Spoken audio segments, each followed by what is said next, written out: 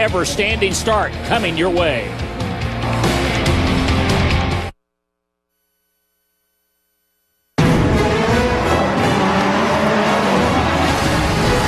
The NBC Sports Network welcomes you to the following presentation of the IZOD IndyCar Series.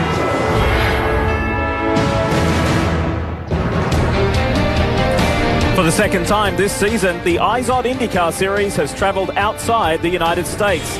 This time, it's Toronto, Canada, where fans have been gathering along Lake Ontario at Exhibition Place, home to Prince's Gate. With 7 career wins here, owner Michael Andretti was once the Prince of Toronto, and now his driver, Canadian James Hinchcliffe, looks to do the same. Ganassi Racing comes into Canada off the momentum of a podium sweep last weekend in Pocono, and today they will try to chip away at the championship points lead of Team Penske's Helio Castroneves. As it's time to welcome you to IndyCar Live, presented by Verizon, where we'll set the stage for today's race 1 of this double-header weekend. IndyCar has literally taken over the streets of downtown Toronto, as it has done for many, many years. This is a crowd favourite event, and we've taken over BMO Field. Our booth and our host position is right there. You see the soccer pitch? We are there, home to Toronto FC, part of the MLS Championship.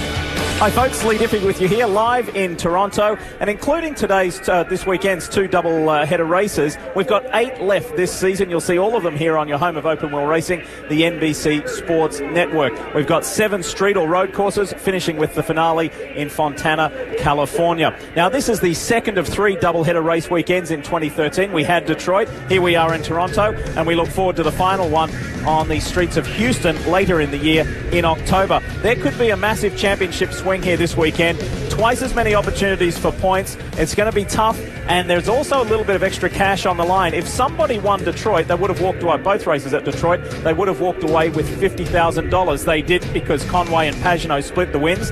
So the money bonus here, and if somebody can win both, get that perfect finish, there's going to be $100,000 going their way.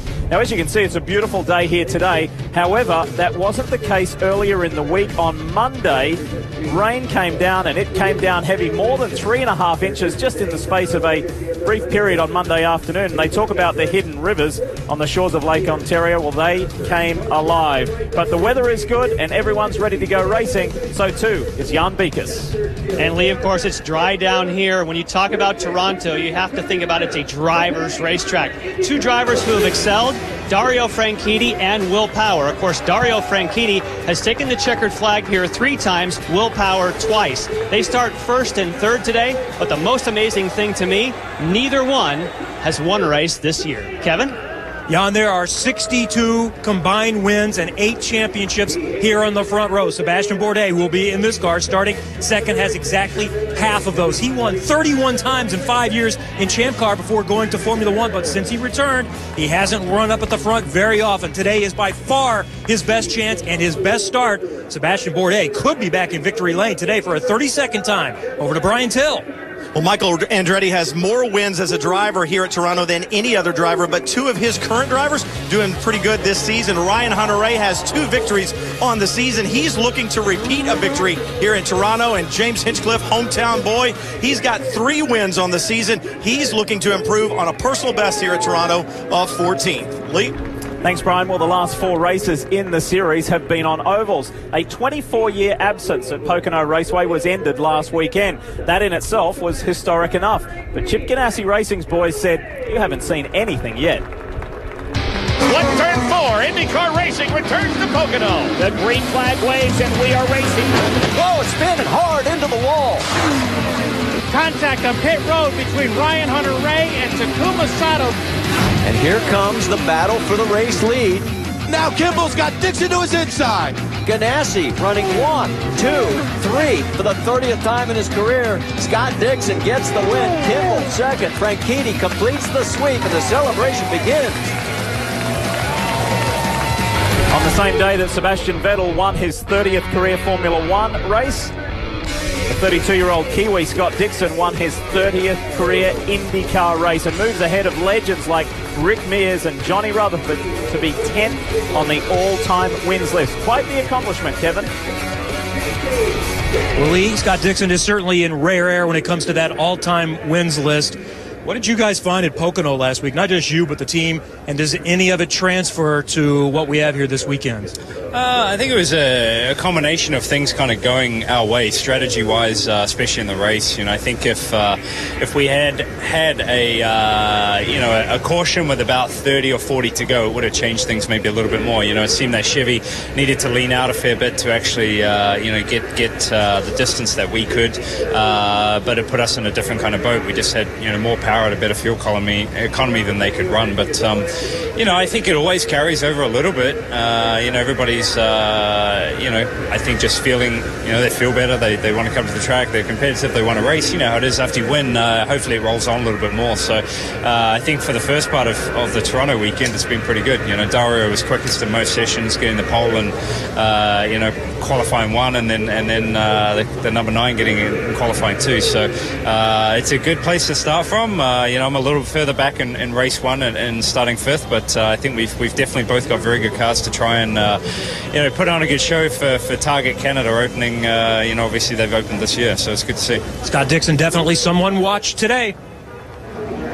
Thanks, Kevin. Dario Franchitti has more pole positions at Toronto than any other driver. But, Dario, what you haven't done in any of those pole position starts is start from a standing start. What is that going to be like today, the very first time here in the IndyCar Series? I'm a little worried about it, I must admit. I've been sitting back in the bus there kind of trying to visualize all the stuff that's going to happen. At least I got nobody in front of me. I've not got to worry about stalled cars and stuff like that, but I got to try and make a clean start. Nothing fancy. Try and get off the line, and then we'll go racing. I know it's going to be a little bit different with that standing start, but the race is going to play out the same way. What are tires going to be like today? Well, the tires are lasting really well. Scott and I were doing our fastest times in practice there with like 20 laps on the tires on the blacks. The reds, a lot quicker to start with, have a bit more drop-off, which we expect. So, some guys, Bourdais starting next to me on blacks there. We're starting on reds. Just we'll see how it plays out. Hopefully, both Target cars look really fast, so hopefully we can stay up front and keep the pressure on. Well, there may be different tire strategies being played out, but Dario's strategy, simple, win. Of the Ganassi drivers, Scott Dixon is the biggest mover. He's the highest place, and he jumped 3 spots last weekend with that victory in Pocono. Elio Castroneves still has a 23-point lead, but Dixon is the man to watch, and you don't see Dario Franchitti. He is just outside the top 10. One driver who's slowly working his way forward is Will Power. At one point this year, he was 18th. He's now 9th in the points and would dearly love to win again today to get his championship hopes back on track. You're watching IndyCar Live, brought to you by DirecTV. If you call yourself a sports fan, you've got to get DirecTV, and by Verizon.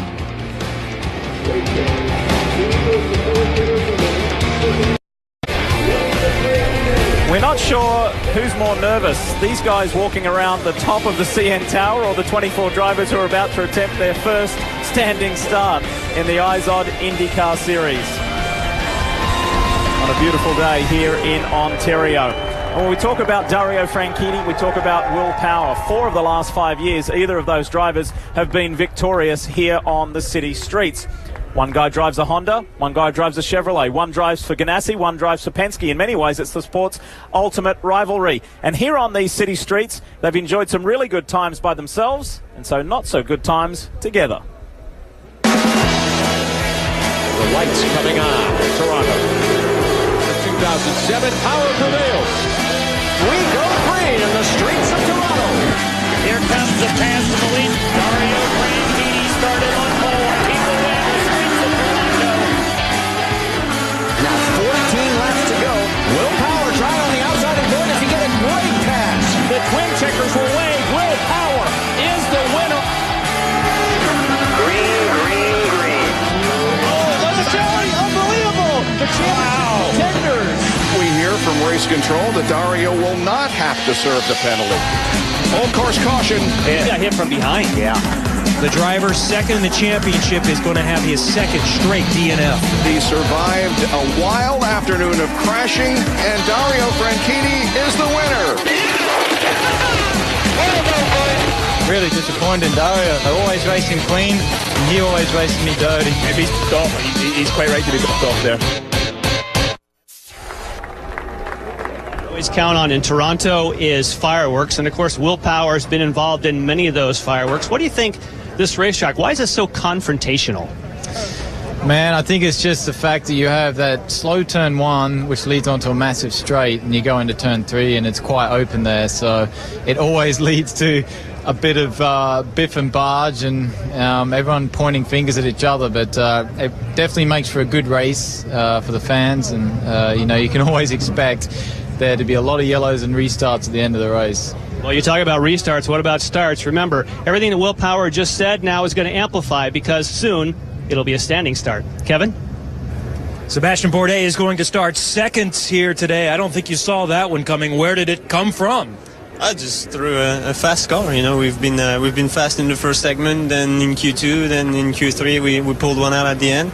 So, I was pretty steady and consistent at the front. I really wasn't expecting it, because in prime tires the car wasn't anything special, but as soon as we put the reds on this time, it just lit up and was capable of pushing pretty hard.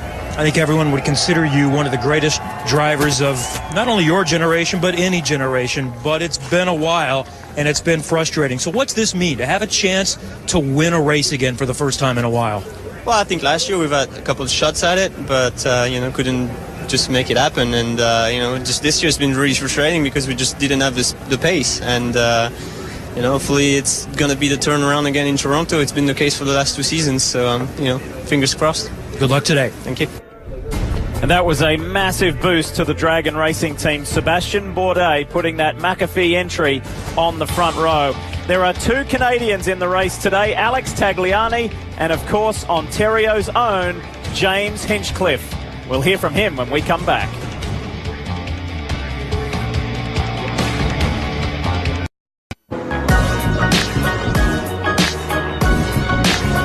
The Toronto race is so, it's always been bittersweet for me because, I grew up watching that race. That race is why I became a fan of IndyCar, which subsequently is why I got into racing, which is subsequently is why I'm here.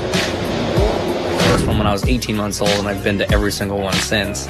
Now, rather than the kid with the Sharpie in the grandstands, I'm actually the guy out on track. For whatever reason, that track just hates me. And so this year, if it's just nice to me, I'm not saying I have to win it, I'd love to win it, but if it just doesn't do something awful to me, I would love it. Like many drivers, James Hinchcliffe calls Indianapolis, Indiana home because of his IndyCar racing career. However, his real home is just down the road here, about 20 miles away in Oakville, Ontario. However, here at the track, he's got another home. This is Hinchtown. And his brother Christopher, his sister Rebecca, his mum Arlene, dad Jeremy, and girlfriend Kirsten, along with a bunch of other friends, are there cheering Hinch on. It's been a remarkable season for James Hinchcliffe. Of course, he got that career first victory on the streets of St. Pete, that electrifying victory in Brazil on the last corner of the last lap, and the dominant victory on the oval in Iowa. However, it's very much been a case of feast or famine for Hinch, because not only is the only driver in the series to win 3 races this year, he's also the only driver in the series to come last 3 times this year. The Honda Grand Prix of St. Petersburg. Let's go for a new racing season! Wow, Elio made a mistake in turn 1. Hinchcliffe is the new race leader. The mayor of Hinchtown is now an IndyCar Series winner. And we are racing in Sao Paulo, Brazil. It's all to play for on this final lap. And on the inside, Hinchcliffe is on the over and under. And he wins his second one. The Iowa Corn Indy 250 is green. Here comes the GoDaddy car. James Hinchcliffe will grab the lead. James Hinchcliffe taking the win, his 3rd of the year. Well, 3 wins on the season, and of course, being a Toronto native makes James Hinchcliffe the mayor of Hinchtown, and everybody's here. There is no ballot box because I know you don't want anybody else to try to get in on your business, but let's talk about business. Winning here in Toronto to make it 4 victories, but more importantly, to become only the 2nd Canadian to ever win here in Toronto. How big would that be for you? Well, first off, I just got to say these are all extras. I paid them all to be here. I was sad at the turnout yesterday, so I want to boost myself up a bit. So thank you all for showing up. Checks in the mail. No, I mean, obviously a win here would just be over the top. It'd be, as good as winning the Indy 500 kind of thing. And Paul's done it twice, and everybody reminds me it was 93, 03. Hey, guess what year it is, James? So no pressure. But we struggled a little bit in qualifying, but, this race is known for attrition. It's known for things being tossed up in the air, and this team is just so good at making good decisions on race day. So we're going to try and get the GoDaddy car up there. And just one more thing, I want a quick shout out to Peggy Long, who's having a bit of a fight right now. So our thoughts and well wishes with her and Tom. And if he can come up with this victory here, guys, Hinchtown tonight is going to be one wild place. Lee? Good on you, Brian. Thank you. And during today's race, a reminder, you can watch James Hinchcliffe's onboard camera and check out the live timing and scoring on the IndyCar 13 app. To download it, simply call ** Indy or search the App Store or Google Play, only from Verizon. Well, when we come back, we're going to talk about standing starts. It is the topic of the IZOD IndyCar Series right now. Steve Matchett, Townsend Bell are going to join me to talk more about that. But first, what do the drivers think of it? Standing starts, I've never done one. I mean, it's all about getting the traction down, and then you'll be driving past those 20 cars if you get it right. The standing starts, you can practice 1,000 times, but it's the guy who practices 1,000 times that's going to screw up the first start. I haven't done a standing start in 17 years. My initial thought was, wow, this is going to be interesting. I think standing starts, you have a big chance of screwing it up. The obvious big risk is if somebody stalls, and what happens? We don't have trunks to absorb the impact. I don't like it in the first place. I think the equipment is maybe not robust for what we are trying to do. It's very hard to be consistent with it. Things go wrong, they can go really wrong. If we're going to talk tradition, I still believe IndyCar, belongs to rolling starts. If the fans want it, I'm all for it. So we'll see what happens.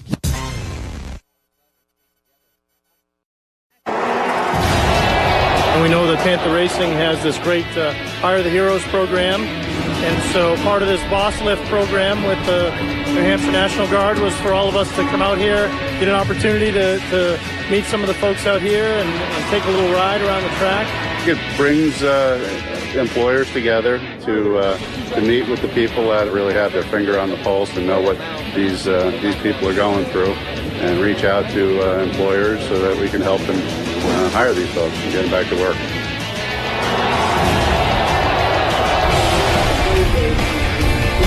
We welcome you back to Toronto for the Honda Indy 2 in Toronto, the first of this doubleheader race weekend. And in just a few moments, it really will be lights, camera, action. Now, while it happened in the Champ Car World Series, it has never happened in the IZOD IndyCar Series. That is a standing start. The guys got to practice it. And I wonder just what they have to do. Well, that's what Jan Beekers tells us in this week's Professor B. When it comes to standing starts, the technology of these cars has changed a lot. Gone is the clutch pedal in the footbox, and now there's the clutch paddle. In fact, two of them. But there's no feel for a clutch paddle because it's electronic. It electronically controls a pneumatic clutch, meaning you have a compressor that takes air pressure and then drives that pneumatic clutch itself. The procedure for standing starts is actually pretty complicated because the series wants to have the start in the hands of the drivers. They typically will adjust one clutch kind of with a fine setting and the other one with a coarse. So they'll pull both in, then set what they think with the fine as a bite point. In other words, just when the clutch is biting. Then when you hit a green light, pow, you let this one out and then kind of feather the other one for wheel spin. All at the same time where you're watching on the dash, your throttle position, rev limit, everything has to be perfect. Now the drivers and the engineers tell me, you know what, in the end of the day, the standing start's going to come down to driver stress level. Remember, two drivers have never done a standing start in competition, and for many, it's been quite a few years. I promise you it's all anyone has been talking about this weekend. How about the driver's history as far as standing starts. Well, Simon Pagenaud has done the most recent one at the Pikes Peak Hill Climb. Takuma Sato did one earlier this year in his home country of Japan. A lot of the guys did V8 supercars on the streets of Service Paradise. James Jakes in GP2 and GP3. So there's a good variety. There's a couple of guys who have not done it at all. Tense times, that's for sure. We welcome in Townsend Bell and our special guest this weekend, NBC Sports Network's F1 analyst Steve Matchett. Great to have you with us. Hey, mate, from a driver's standpoint, how is this going to work? Well, standing starts are really the most exciting part of any race that I've taken part in. And I think that the perspective for both guys is going to be about where they are starting qualifying-wise. Because if you're at the front, if you're Dario Franchitti, you just don't want to make a mistake. You just want to get everything right. You can tell by his body language this morning, I just don't want to mess up. I want to do the sequence right. If you're further back, say hometown kid like Alex Tagliani, your eyes are going to be as wide as saucers thinking, I can make up time here. I can make up spots today. It's going to be fascinating to watch this unfold. Steve, this is taking the guys out of their comfort zone, isn't it? It is, absolutely. But I should say the hardware and everything needed for a standing start is already very familiar with the drivers. It's built into the chassis. Effectively, whenever the drivers leave the pits after fuel and tyres, they're doing a standing start. Sure. Really, it's more the pressure of being on the grid, surrounded by your peers, and knowing, of course, that the world is watching, and not only that race control is also watching. There is a concern, of course, about the cars overheating, and I think we're only going to see one attempt at this standing start, and then they'll call it off if it doesn't work. Well, this man here, Steve Matchett, spent the best part of his life in the Formula One pit lane. He's not scared of much until he took a ride with this guy in this week's GoPro course preview. Take a look. Here's our start-finish line. We're going to do a standing start here for the first time ever in IndyCar. Yeah. Race 2. Turn 1 here. Welcome to Toronto and welcome to IndyCar, Steve. This is entering the back straight here, kind of a flat-out kink. We're onto the long back straightaway. One thing you'll find about IndyCar tracks, a lot bumpier, a lot manlier than those Formula One ultra-smooth European tracks that you're used to. Yeah, I've heard about the nature of this track being very bumpy. The brakes probably not quite as precise as they would be on a smooth track. Should we try those brakes? Well, this is the key brake zone. This is braking for turn 3. What's really cool about this corner is you can pass on the outside, because if you hang to the outside, you get right here, and all of a sudden you've got the advantage for the left-hand kink approaching turn 5. Yeah, very good. Well, the brakes do seem to be working. Yeah. All right. Well, it's nice to get them up to temperature. And the rear of the car seems to step out quite nicely as well there. So, now this is one of the most challenging parts I find right here. This left-hander, you're going to wait on the front end to grab, try to keep it off the wall. It's hard to find where the wall actually right here. That's one thing I've noticed about this track. Going around with you, there's no runoff area at all, is there? Kind of a blind corner. And again, a fun section here. This next corner, you can use a ton of curve. Let's see how much we can get away with here in this Honda Accord. Oh yeah, just about much. Wow! And onto this next corner. Welcome to Toronto. And that's a lap for you, Steve. Welcome to IndyCar. I'm on the verge of crying. Did you enjoy that as much as we did? Fantastic stuff. Thanks for watching IndyCar Live, presented by Verizon. When we come back, guess what? We're going racing. Honda Indy 2 in Toronto.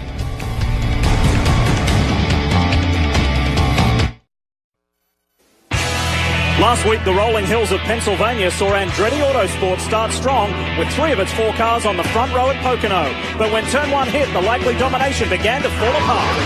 It's left, the car makes heavy contact. The hometown hero Marco Andretti carried the flag while misfortune found his teammate Ryan Hunter-Reay. But Andretti's day of frustration became Chip Ganassi Racing's day of celebration as the trio of Dixon, Kimball and Franchitti stormed through the field, allowing Dixon to capture Ganassi's first win since Mid-Ohio last year and the team's first ever 1-2-3. Has the sleeping giant awoken? Crossing the border into Toronto for the second doubleheader of the year, we'll see if Ganassi can capitalize on 2 chances to close the title race.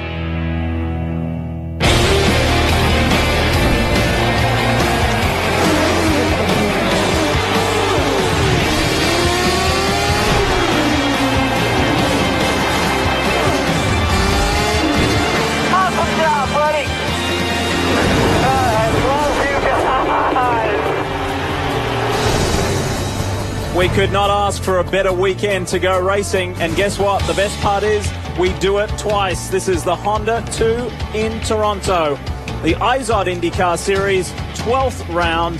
And we are very excited about this. And as we see each and every year, an enormous crowd of passionate and educated, knowledgeable Canadian open-wheel fans. This is the 27th time open-wheel cars have raced here on the streets of Toronto, and there are 2 Canadians in the field. It's time now for the command from NHL Stanley Cup winning player Dave Boland.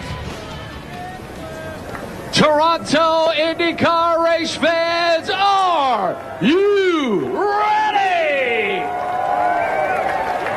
It's time for those most famous words in all of sports. Here's David Boland of your Toronto Maple Leafs to give the command. Drivers, start your engines.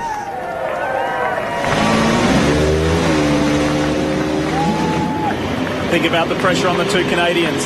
Think about the pressure on each of the 24 drivers about to face their first standing start in the IZOD IndyCar Series.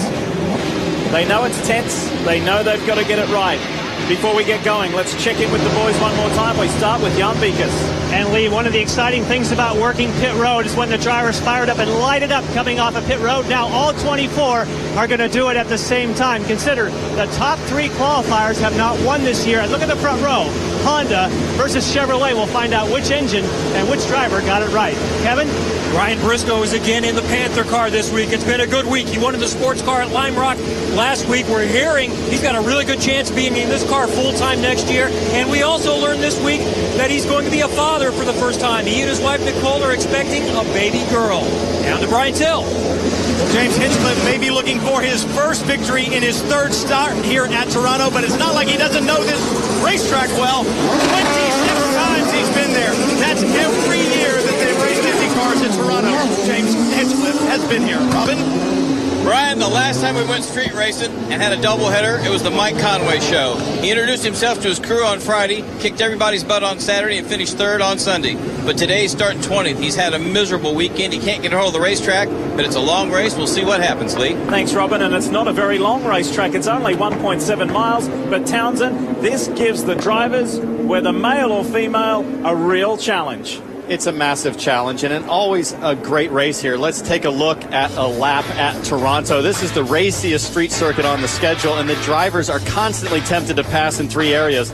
The first is the braking for turn 1. The second is the braking for turn 3, which is a great corner because you can race side by side, but only 1 car will fit at the exit at that next kink. Finally, if you really want to take a chance, you can pass going into turn 8, but it's risky. This place, Lee, is always drama. Toronto is jungle warfare. And remember, it's a double header. This is going to be physically taxing. These drivers are going to be tired on Monday. Quick reminder that you can be a part of Honda's fastest seat in sports sweepstakes by going to shophonda.com to sign up. Enter now for your chance to lead the start of an IZOD IndyCar Series race in the IZOD 2-seater, as you see there, being driven by Indy 500 champ Ari Leyendijk and also legend Mario Andretti. That is the Honda fastest seat in sports sweepstakes. All right, let's show you where your favorite driver is starting. Dario Franchitti, this could be the turning point for the Scotsman in the 2013 season. He has been blisteringly fast all season, and Bourdais, great to see these 2 4-time champions on the front row. Look who's lurking back in row 2. Will Power having a strong weekend so far. This is a track he's very fast at. Tony Kanaan, our Indy 500 champion, right there next to him. Steve, what are they going to do? What are these guys going to do mentally to get off the grid well in this standing start? They've just got to get themselves into that zone that all race drivers find just prior to the start of the race. Concentrate on what they've got to do and put everybody else out of mind. But there is going to be a lot of pressure there. See those orange stripes at the side of the grid when the cars pull up? That's exactly where they've got to be for the start, and watch the lights. But again, in their own mind, you've done it 1,000 times leaving the pits. Keep that at the front of the mind. So we have not heard any word of any driver failing to start the car, so everybody's in their respective and correct positions. They will come around at the end of this lap and grid up. And then when the lights go out, when the red light is extinguished, it immediately goes to green. We will go racing. There's no second chances here. This is tense stuff, and it will be interesting. Let's show you some onboard views that we have for you. This is the battery tender onboard camera aboard the Midas entry of Graham Rahal. Those tires and your brakes. And of course, James Hinchcliffe carrying the Verizon onboard. Simon Pagenaud carrying the HP onboard view. Up into turn 3, it's a hot spot. The National Guard onboard camera. We just heard about that with Kevin's report on Ryan Briscoe. He has been racy this weekend. Looking forward to that. And of course, the Acorn Stairlifts onboard on the Acorn Stairlifts car of James Jakes, who has also been very quick. He did get a 10 grid spot penalty though, but he is one to watch out this weekend. And of course, the Verizon onboard with Will Power. What can he do this weekend? 9th in the championship. Can he score another win? This is brilliant stuff. Word just came through before we came on the air, as we see the man who got his first ever 1-2-3 last weekend, Chip Ganassi. Guys, word just came through before we came on air a little earlier. Takuma Sato is now on probation.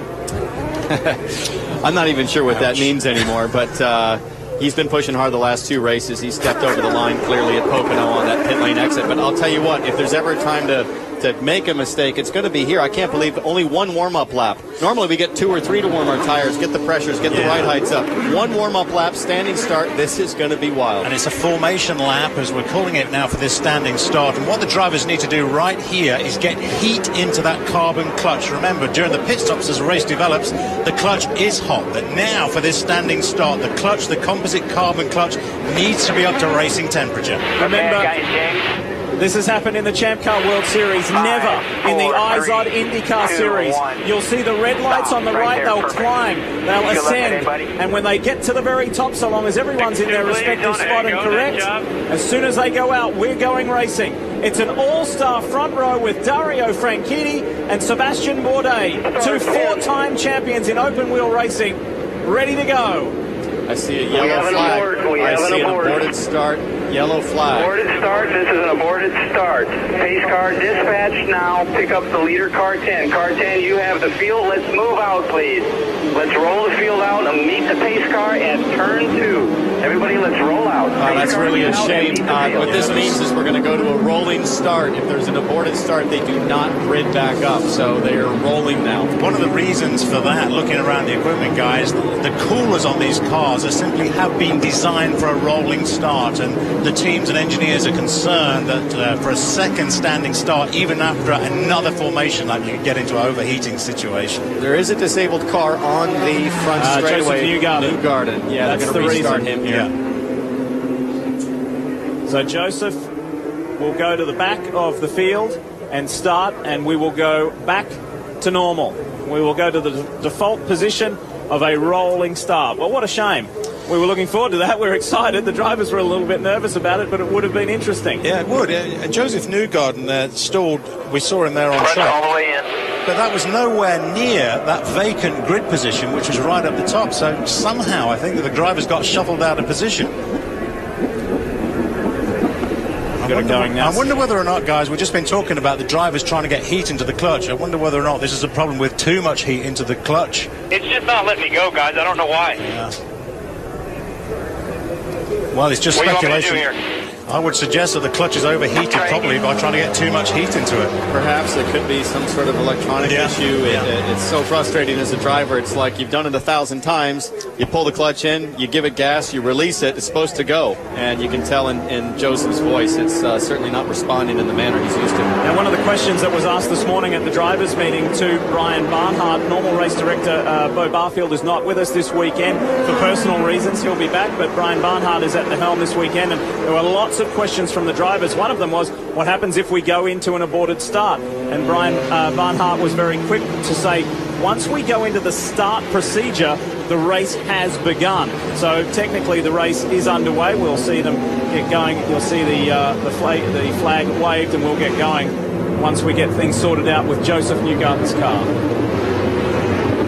These are the guys using the black primary tyres, and it's interesting to see really right at the top that Sebastian Bourdais, one of the front runners on that primary tyres. The rest of the guys around him all use using the softer tire, the red tire. And the reason he said that he did that is because they really got a bad patch in one of their sets of red, so they only have 2 to get through these 2 races. They have 1 today, 1 tomorrow, so he would rather have that set of reds to finish the race today. The word from the pit and paddock area is that, keep in mind, you have to run at once on at least on either compound, on the prime and the option, on the black and the red. And feedback on the reds is that they'll go a good portion of a normal stint, so they can run around 30-odd laps. Yeah, they will, and then they'll just about fall off. Brian? Checked in with Joseph Newgarden's team. They said they were having a problem. It was stuck in anti-stall mode there on that front straightaway. That's why he could not get the car started. Well, the way to get rid of that anti-stall device on the car, certainly in F1, and I'm thinking this is be a very similar system, is to pull that clutch in, Townsend, and disengage it. So perhaps that, combined with what you were saying, an electronic problem with the anti-stall, just killed the car. Well, it's never the driver's fault, so I can promise you they're giving him plenty of instructions, and he's sitting there shaking his head going, guys, I've done this a million. I know how to start the car. Oh, man, this is frustrating. Yeah. He's back somewhere turn 4 or 5 on the backside. Still no start. No. And the car's dead now. It doesn't want to go. It's just not happy.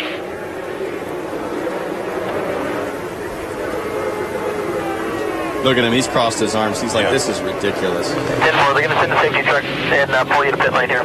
That anti-stall device... It just doesn't feel right at all. No, that anti-stall device is designed as a system you would suggest to stop the car stalling. It's supposed to help you. There are a number of parameters on the car that the system should be looking at. One is the engine revs, but the other one is how fast those revs drop down. Clearly something went wrong on that system. So we're going to jump away. We'll take a quick break. We'll come back and hopefully go racing. NBC Sports Network's coverage of IndyCar is brought to you by DirecTV. If you call yourself a sports fan, you've got to get DirecTV.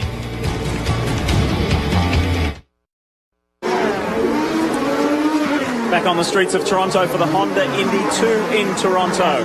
And still working our way around to see these guys get up to full speed. Just to tell you, while we're in the break, Joseph Newgarden was assisted off the racing surface. His frustration continues. He was told by the team at Sarah Fisher-Hartman Racing, stay in the car, Joseph, we'll come get you, we'll sort it out. I'll tell you who's relieved in this situation. I really think Dario Franchitti and Sebastian Bourdais, 2 guys that need strong results desperately this weekend, are probably thinking, okay, fine, I'm used to this, rolling start, it's all good, I don't have to make any mistakes. The pressure's off. Pressure's somewhat off. You know, they're gonna slip Joseph $100 tonight under the table, I'm sure. But the guys that are 7th, 8th, 9th, and then further back, they're thinking, oh, what a lost opportunity. That empty grid spot that we saw at the start of the aborted start there was actually from Justin Wilson. Justin Wilson didn't get started up and running on the formation lap, so that was why we saw the empty grid spot. It wasn't that any of the drivers should have moved up and took that position. That was perfectly as it should have been conducted. The problem was further back, right on row 10 actually, 19th for that new guy. Ready to go racing. Listen to the crowd respond. Let's do this, they're saying. Dario Franchitti is on the left in the target car. Look at his teammate on the inside. Scott Dixon got racing. Down into turn 1. Bourdais, is he going to get hustled out by Will Power? Wow, they're side by side. Franchitti has escaped, and Ryan Hunter-Reay right around the outside. What a move from the defending race winner. This is the big long run down the back straightaway. Look for everybody to beat Dodgy here, making passes. Hunter-Reay, that was extraordinary. What a move. Look at that yellow DHL car. He slots up into 4th. That was magical. Now, this is what I was talking about, Steve. You can go side by side from turn 3, but there's only 1 car width allowed through that kink. Everybody got through cleanly, we think. Look at, who was that? I think that was Marco Andretti. Andretti running wide over the curbing, just like you did to me, actually, the day, Townsend. But now we've got to get these tyres up to temperature. And again, take care of these composite brakes on these cars in these opening laps. Franchitti, Bourdais, Will Power, he was forceful. Then Ryan Hunter-Reay running 4th at the moment. Dixon's back there. There used to be tires earlier in the weekend at the apexes of some of those corners. Marco Andretti, the first one to realize nothing there. I'm taking every inch of road. In fact, it's 100% curb he drove over there. Yeah. On board with Will Power coming down.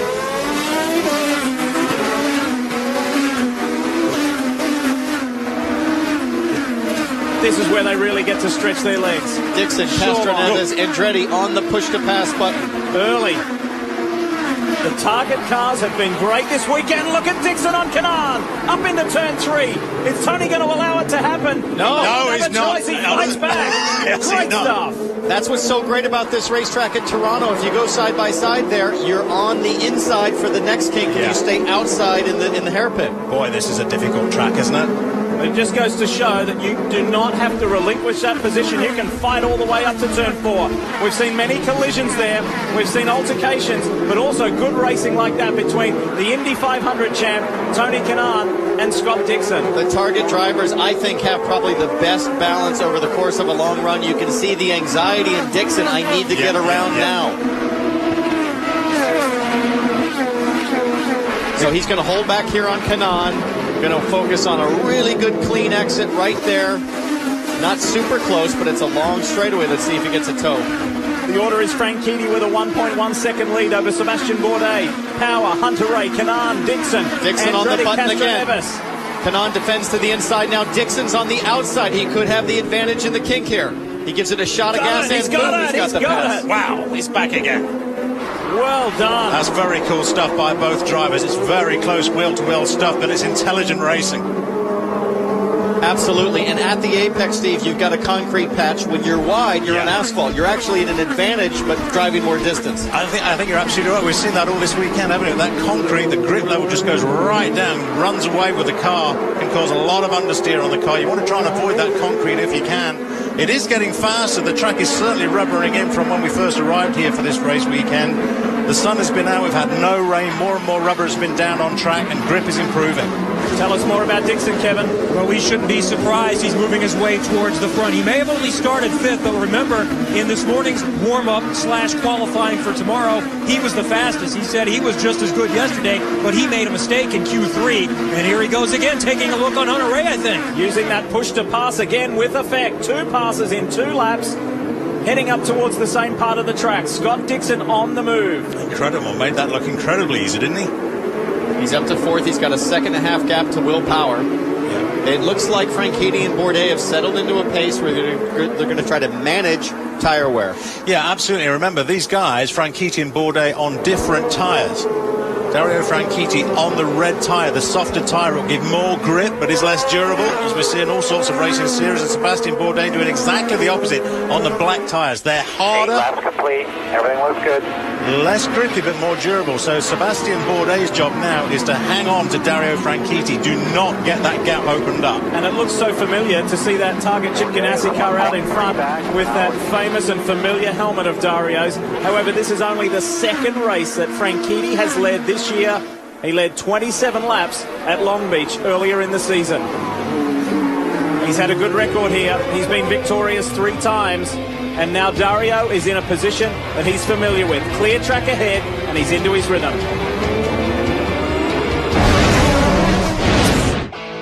What if Bud Light created the world's biggest stage? And through the music experience of a lifetime. In every single state. On the exact same day. For a chance to see artists like Miguel, Ludacris, and Dierks Bentley, check out budlight.com/music first. 50 shows, 50 states, 1 day.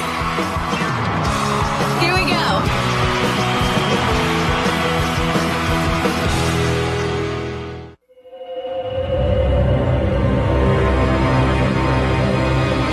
Introducing a car company that's never made a single car.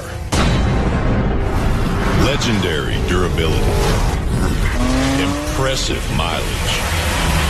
Firestone tires. So unstrap the saddle. These old stallions are ready to run. Again. Whatever you drive a Firestone. Water was boring, so we changed it into a drink you can flavor your way. With Mio, add it to water, flavor it the way you want. Nothing's exploding. Let's change that. Mio, it's awesome! The wind's constant force should have disrupted man. Instead, man raised a sail and made farther his battle cry. The new Ram 1500, Motor Trend's 2013 Truck of the Year, the most fuel-efficient half-ton truck on the road, achieving best-in-class 25 highway miles per gallon. Guts, glory round. Live here in Toronto on the NBC Sports Network. You saw that in non-stop. That was Charlie Kimball, the third of the Ganassi cars, the 83 machine, making a move on EJ Viso for 12th. He got by the Sitco entry. Now, heading up into turn 3. This is our own Townsend Bell in Robbie Gordon's Stadium Super Truck race earlier today. He was leading Robbie Gordon up until that point. What happened, mate? I thought it was actually a fan exhibition. I didn't realize we were actually racing, so I tried to back it in like your old friend McDowan. Yeah. It wasn't driver error, was it? Oh, boy. You did very well. You did very, very well. Anyway, back to it.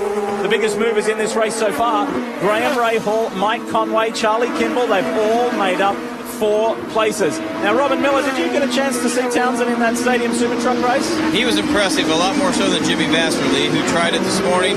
Robbie Gordon told Vassar, don't get on the throttle too hard because you'll get too airborne. You don't need all that air in you. Vassar came down hard. They took him to the hospital. Fortunately, he didn't break anything, but he's not going to be sitting down for about a day and a half. Oh, Jimmy. This is Ryan Hunter-Reay, defending series champion and defending race winner. He sits in the 5th position at the moment, and he's got a bit of ground over Tony Kanaan. This is where it's a little bit busier, though. Simon Pagenaud, James Hinchcliffe. Hinchcliffe leading Pagenaud, Kimball and Viso in the background. It's a bit of a chain. Quite a lot of suspension movement on these cars up and down the field, actually, but that's really a trait that we're going to see around here, Townsend, isn't it? Because of this track is very, very bumpy. You need to have it relatively soft. Let's have a look. Forward when you get a chance. Take care. Classic pass here. Hinchcliffe goes to the outside. Pagenaud defends to the inside. And at that point, Hinch can look in his right-hand mirror and see that he's got the gap and the corner. There was also something that was raised in this morning's driver meeting, reminding all 24 drivers you can make a move, but once you do, like moving to the inside heading up to turn 3, you must stay there. You cannot move back out again, otherwise you're going to be penalized. And Hinchcliffe has gapped Pagenaud very quickly. He's gapped Pagenaud, and Pagenaud now has trouble from behind as Kimball is charging up the inside. Yeah, Kimball charging up the outside. Look at that on the hard tyres, on the black tyres. Pagenaud's got the red tyres on. Now, Charlie did have to use a push to pass there. He's got 7 left. He's used the most of anybody in the field so far. Dixon's also used 3.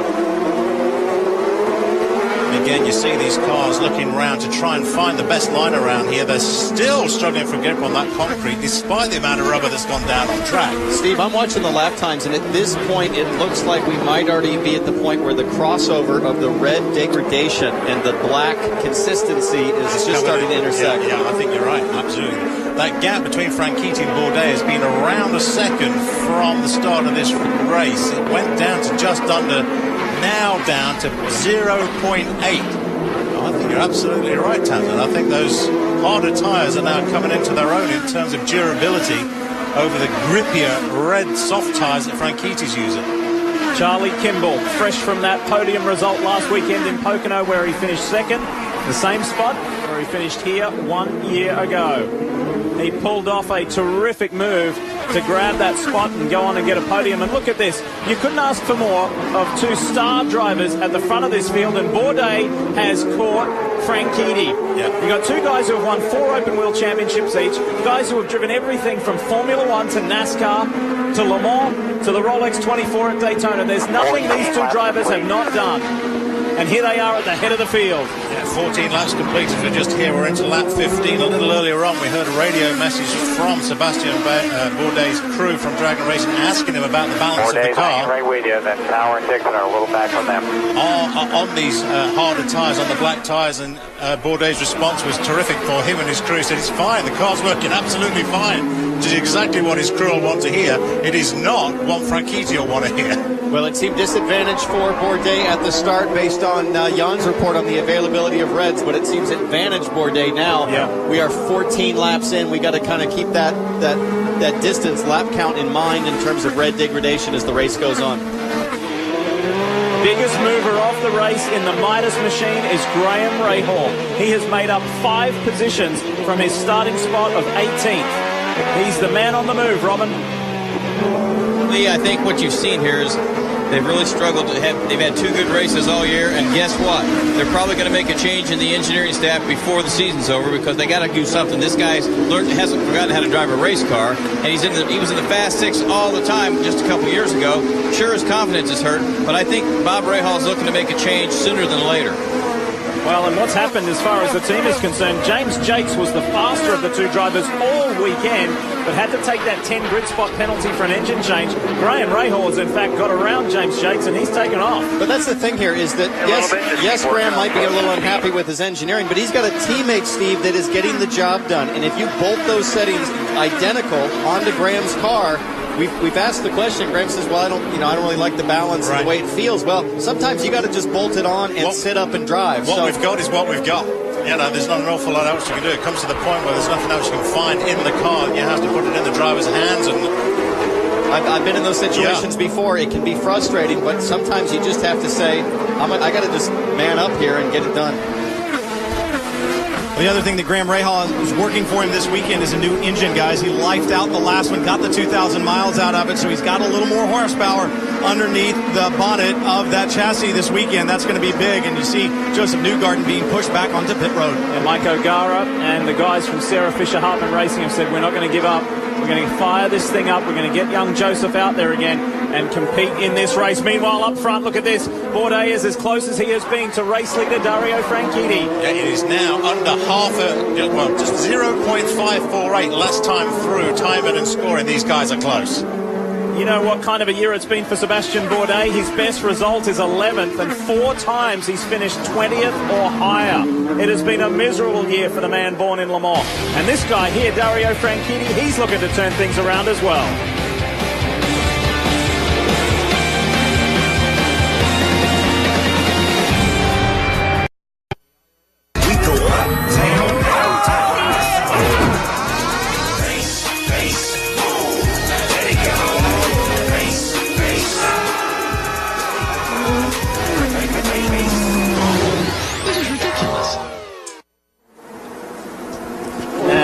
On the streets of Toronto, and look at this for the lead of the race, and Will Power has joined the gang as well, and Scott Dixon is not far behind either. Pressure mounting on Dario Franchitti.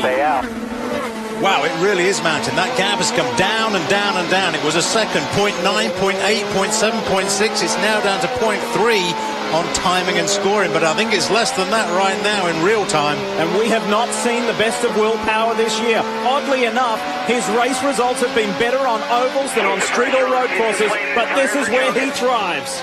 Dario Franchitti's lap times have fallen off by over a second. That last lap time, 2 seconds off the pace. He is hanging on for dear life.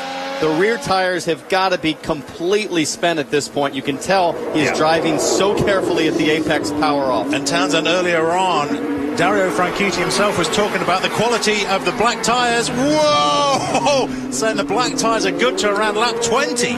Now, Bourdais didn't stay with it on the outside there. He's going to force the issue here on the inside. Whoa! Was that 4 wheels? Was that 4 It was, wheels? but Lee, I got a note here from Race Control that they're not going to enforce 2 wheels on the racetrack for the rest of the race. It is any piece of surface you can find, you can use. So fair move by Bourdais. Look at Dixon on his teammate now. Scott gets by Dario. What on earth is happening to Dario Franchitti? He's lost 3 positions in that many corners. And he keeps getting told to stay out, and he continues to. Boy, oh boy. Well, I expected the fight between Bourdais and Franchitti to be one thing. Got to hang on for a couple of more. Let's show you what went down at the top end of the circuit.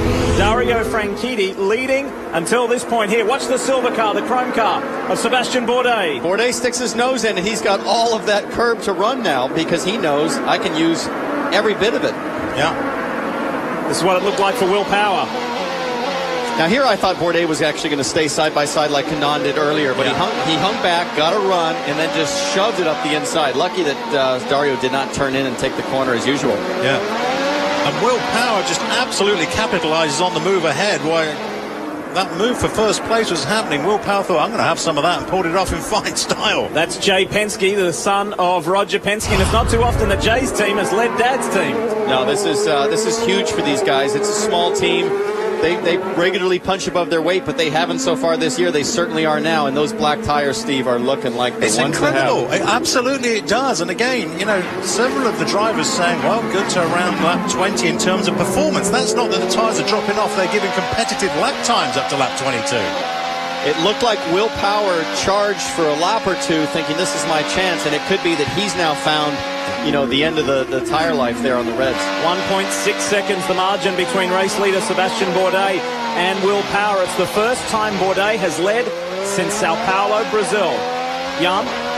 Very interesting as you see Will Power go through that same section of the... for the remainder of the race, and we're not going to enforce that as previously called. And that is exactly what I was going to say, because Will Power had been warned. We see that Dario Franchitti is going to pit, but they were warning Will Power, don't put four wheels off the racetrack earlier. Now you can hear direct from race control. They've rescinded that. So, Townsend, you are correct. Now anything is game. Interesting to see that Dario Franchitti, that his team is bringing him in on lap 23. What that suggests to me is that a full fuel run is going to be about 30-31 laps. Yeah, that's certainly what it was last year as well, about lap 30. Okay, gonna have to pass here.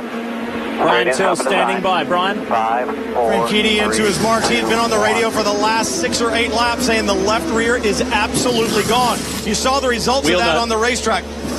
So it's blacks going on. Clear. Wow. Well, we saw the loose wheel nut out into pit road there, but nevertheless, I don't think it affected the pit stop. So Franchitti released back into the fray. That's impressive, Brian. Sorry for jumping on you there. I saw the wheel nut come flying off, but so quick to get it back on. Here's Charlie Kimball and Hinch battling it out again at turn 3. Kimball is one of the biggest movers in this race. Graham Rahal, Conway, and Kimball have all made 6 positions. Look at EJ Vizo on the inside. Charlie Kimball clearly has not received the memo. Brad Goldberg, his engineer, will be all over that. He'll be telling him, because they will have seen Sebastian Bourdais and EJ Vizo take that short line. Now, sure, you've got to jump over a curb, but you're driving so much less distance, it's got to be worth it. I can tell you, a stadium super truck, you don't even feel that thing. There it is, the rear from Dario Franchitti's car.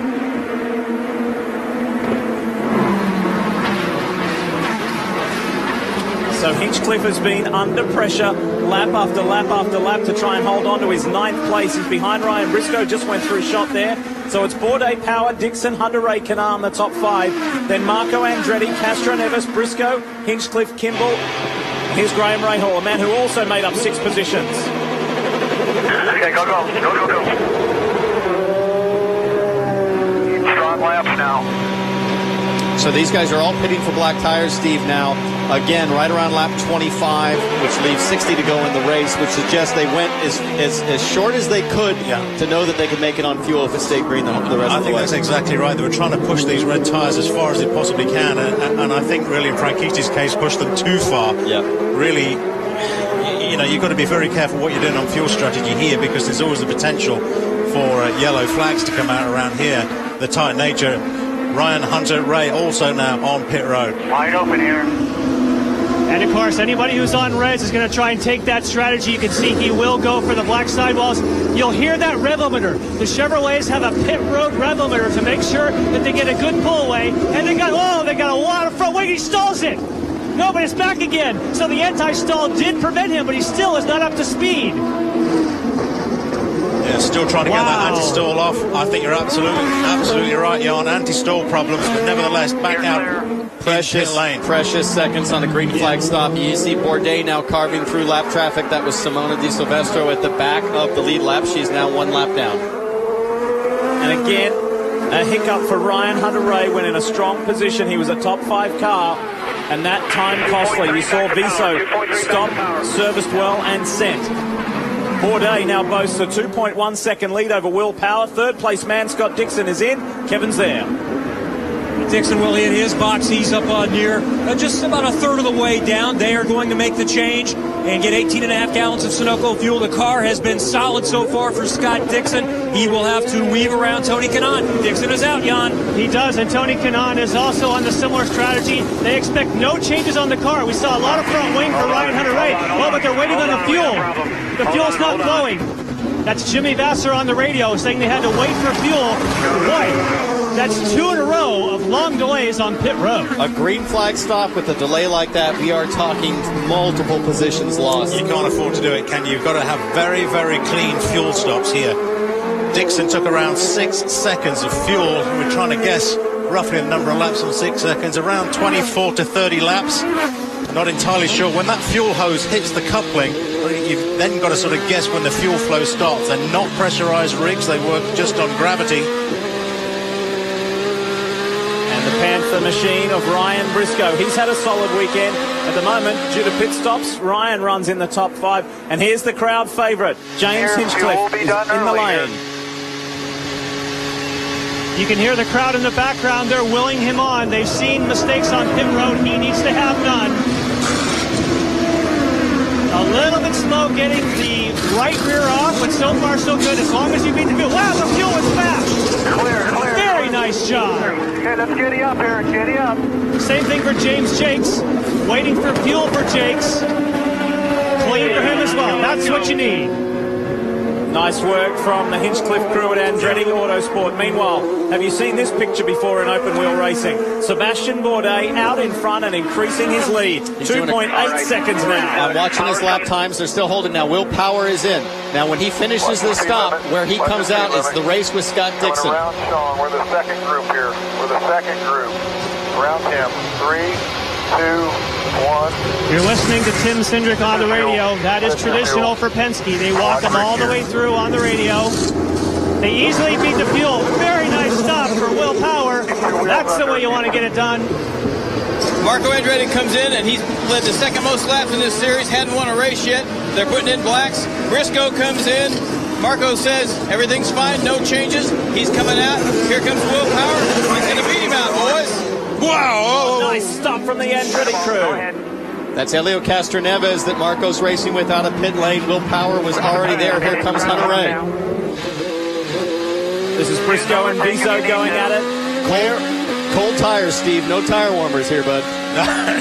No, that's exactly right. You've got to be careful, haven't you, to get them up to temperature before you really try and take the fight to the competition. That's right, no tire warmers. And this is the hardest thing to do, to come straight out of the pits onto a long straightaway and have to hit the brakes into a tight, 40-mile-an-hour hairpin. Incredible pit work, I must say, very impressive. And the time to deliver the fuel and the time to change 4 wheels and tires is pretty much the same. Where is Dixon in relation to Power? Where is Chip Ganassi, Scott Dixon, and Will Power?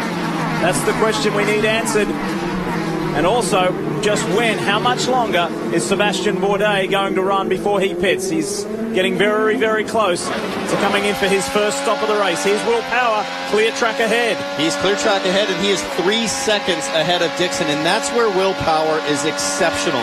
Cold tires and the final few laps before pit stops, the ability to make a gap. Yeah. Power's got Sato, Conway, and Wilson, who all need to stop, that buffer him from Scott Dixon. Here he is. Our leader is in. Sebastian Bourdais. 3, 2, 1, in. Jay Penske counting Sebastian Bourdais in. He's on the black tires, the primary tires. That's why he and Charlie Kimball could go a little bit longer. Kimball due in soon. He's also on the primaries. And here comes Bourdais back out. Good stop. And how about Will Power? Where is the Penske machine? Look to the right of your screen. Here comes Will Power. This is the race for the lead of the race. This is why it's a benefit to go farther on fuel or tires, is the ability to get out, but he's on cold tires. You can see Will giving it everything he's got to get onto that back straightaway. Power knows this is it. Will Power's got to take the fight to Sebastian Bourdais now before those tires come up to temperature, but it was very good in-lap work by Bourdais to push that car as hard as he could just prior to that stop to try and open up the best time advantage, and at the moment it's paid off for him. Just barely. Watch Bourdais defend up the inside here. Shortcut, he can do the shortcut here. Can't quite do it. Doesn't do it that time. And Bourdais is on the hustle. Power is on the attack. Every corner, Bourdais is getting temperature. By the time he gets to the front straightaway, it'll be too late for Power. It was great work by Bourdais' crew to change the tires. They were waiting on the fuel, so there was certainly no problem whatsoever in terms of the pit crew working well, and Bourdais has really got the advantage now. Let's give a big pat on the back to the Dragon Racing crew. They're not used to fulfilling pit stops while racing for the lead. That was a pressure situation, and they performed. Inside is Will Power. Look at this. Wow. Will Power forces his way through the inside. Watch the crossover. Nice one from the Penske man. Power's on the button on the push to pass to defend. Justin Wilson in.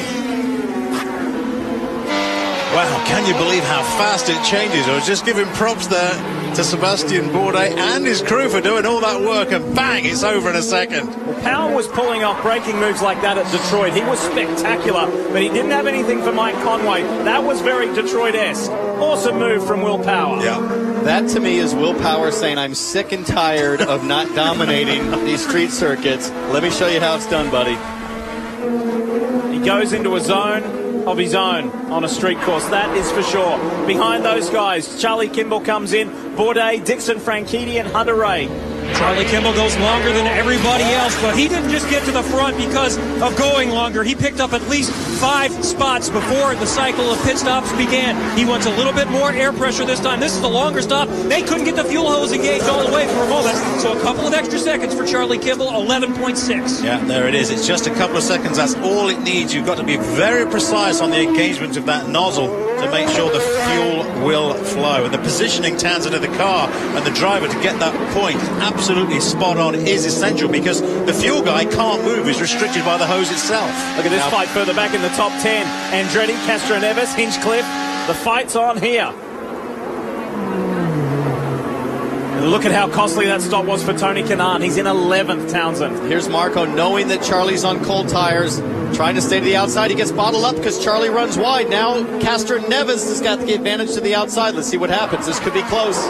And that's the kind of move that Charlie Kimball pulled off last year on his way to a podium, on board with Briscoe. This is a classic left, right, left, where one guy's got an advantage. If you stay side by side, you're going to have the advantage in the next corner. Yeah, as it shifts left and right there, Kimball straight over the curves, all 4 wheels over the curves there to try and defend that position.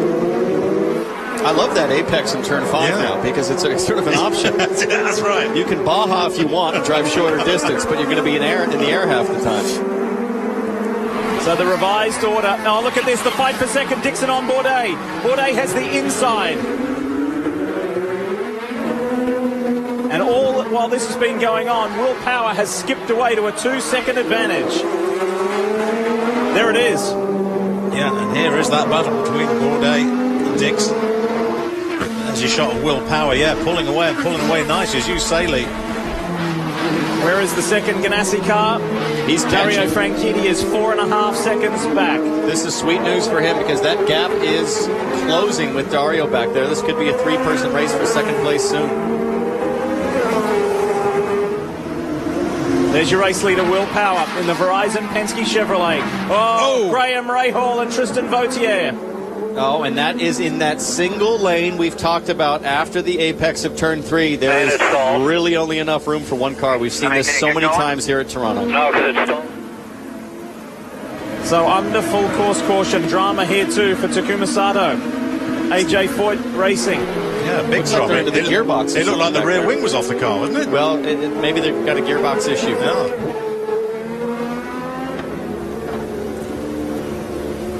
Come on, where are these guys? This is a strange local yellow. Relax, full course yellow. Full course yellow now. We did see the double yellows at the start-finish line. Vautier is on the right of your screen. Oh, and tags. I have to say Vautier's forcing the issue. He did not have the side-by-side run necessary to hold that position.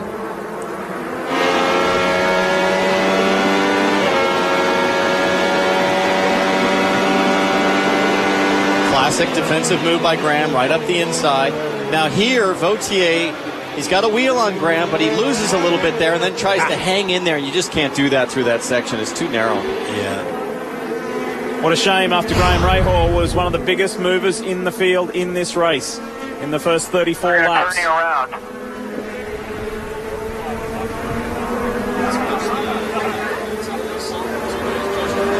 So full course caution. Field bunches up. That helps Dario Franchitti's cause and many others like Ryan Hunter-Ray, who sits in 5th. after that slow stop. EJ Viso has made nice progress, and you can understand Graham Rahal's frustration. So as we take a breath, let's show you that replay of the move to the lead that Will Power pulled on Sebastian Bourdais. And Bourdais sort of defends halfway. He's kind of middle of the road. I'm not sure he expected Power to have such a good run off the last corner. So there's been some terrific racing while we're under caution. We'll go for a break.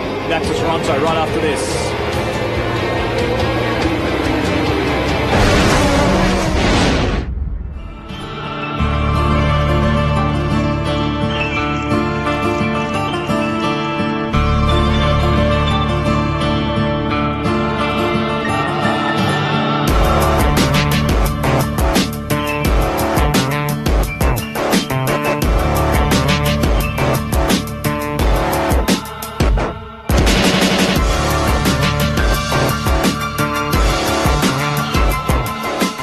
When you pay too much for cable, you feel powerless. When you feel powerless, you want to take the power back. When you want to take the power back, you take karate.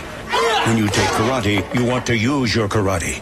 When you want to use your karate, you become the fist of goodness. When you become the fist of goodness, you run along rooftops. And when you run along rooftops, you fall into a dinner party. Don't fall into a dinner party. Get rid of cable and upgrade to DirecTV. Call 1-800-DirecTV. Monster waves. Too fast, too scary. Until an ingenious idea changed everything. Tow-in surfing. Courageous thinking. It's how we engineered the Mazda 3. Skyactiv technology gives it 40 highway MPG. This is the Mazda way, and this is the Mazda 3. What do you drive? Get the 2013 Mazda 3 with either 1,000 customer cash or 0% APR for 60 months, plus 500 APR cash. Give me your street circuits, your ovals. Give me your road courses and your cathedrals of speed. Give me drivers who live to put it all on the line and cars unlike any other. Because this is America, and here we race IndyCar. Next stop, the Indy Toronto. Under caution, a quick reminder, in 3 weeks the NBC Sports Network is proud to present live coverage of the Auctions America California event from Burbank, and the man sitting right next to me, Steve Matchett, will be there along with Bill Patrick to take a look at cars that include beautiful ones like this, a 64 Shelby Cobra, the 57 Mercedes-Benz 300 SL Roadster, and a 1947 Chrysler New Yorker Town & Country convertible. There's 7 hours of live coverage. You up for it, Steve? I'm up for it. If I had a checkbook, I would take it with me.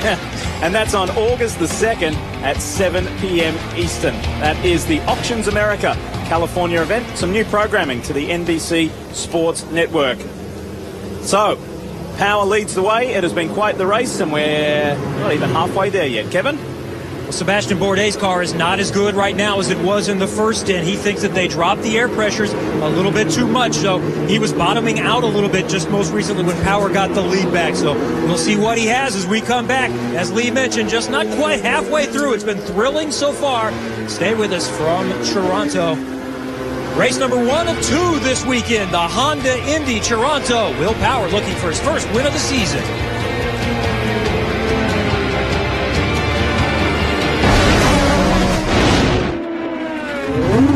Inside yours. Keep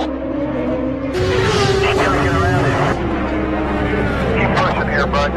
Turn 4, spotter. Turn 4's clear. Streaming 4-in-1 Mosaic. Inside. One push to fast left. Be smart here. Live pit crew chatter. Riding shotgun from green flag to checkered. That's powerful. Download IndyCar 13 now, only from Verizon. Progress isn't about where you've been. It's about where you're going. The new Ram 1500. Best in class 25 MPG. North American Truck of the Year. The Truck of Texas. Better residual value than Ford and Chevy. It's the fastest growing truck brand in America. Guts. Glory. Ram. the drivers of Quicken Loans. Elio Castroneves, Ryan Newman, Will Power, and Tony Stewart. They are engineered to accelerate, engineered to dominate, engineered with muscle and brains, engineered for victory lane. For a home loan experience that's just as amazing as our drivers, call Quicken Loans, engineered to amaze. Jessica, there's something I want to ask you. Yes? When I'm switching to winter tires, do I have to change all 4 or can I just put 2 on the front axle? I don't know. There's a better place to ask questions about your tires. TireRack.com. Right now, get a $50 Firestone prepaid MasterCard and a Turbo Movie Pack when you buy a set of 4 select Firestone tires. For details, go to TireRack.com/TV. TireRack.com. Research, buy, deliver, install. Race 1 of this doubleheader race weekend, the Honda Indy 2 in Toronto, continues here on your home of open wheel racing, the NBC Sports Network. Lee Diffie, Townsend Bell, our special guest, Steve Matchett, with us, along with Jan Beekes, Kevin Lee, and Brian Till. There is the 1987 winner of this race, Bobby Rahal, and his son, Graham. First year. Look at this. This is a replay of a little bit earlier. And this is what caused the full course caution. Whew. How do you describe that, Townsend? Just a little clumsy. Well, as I said earlier, I didn't think Vautier had enough distance there to stay there. At the same time, Graham could have left a little safety move here. You see a little French-American stuff going on there. Brian Till is there with Bobby Rahal. Brian? Yeah, Bobby Rahal looking on, and I know you had a long conversation with Graham on the radio. He's not happy, but the car seems to be okay. What do you need to do to get him settled down, to get focused on the job at hand? Oh, we are. I mean, it took him so long to start him that, I don't know why they started Vautier first, but, so be it. And, it just took them 3 laps to start him. These guys are super slow. And so we're out of it. We're just going to use this as a test session for tomorrow now. Remember, we got a double header here this weekend, and Graham Rahal needs to find some speed for tomorrow. Kevin?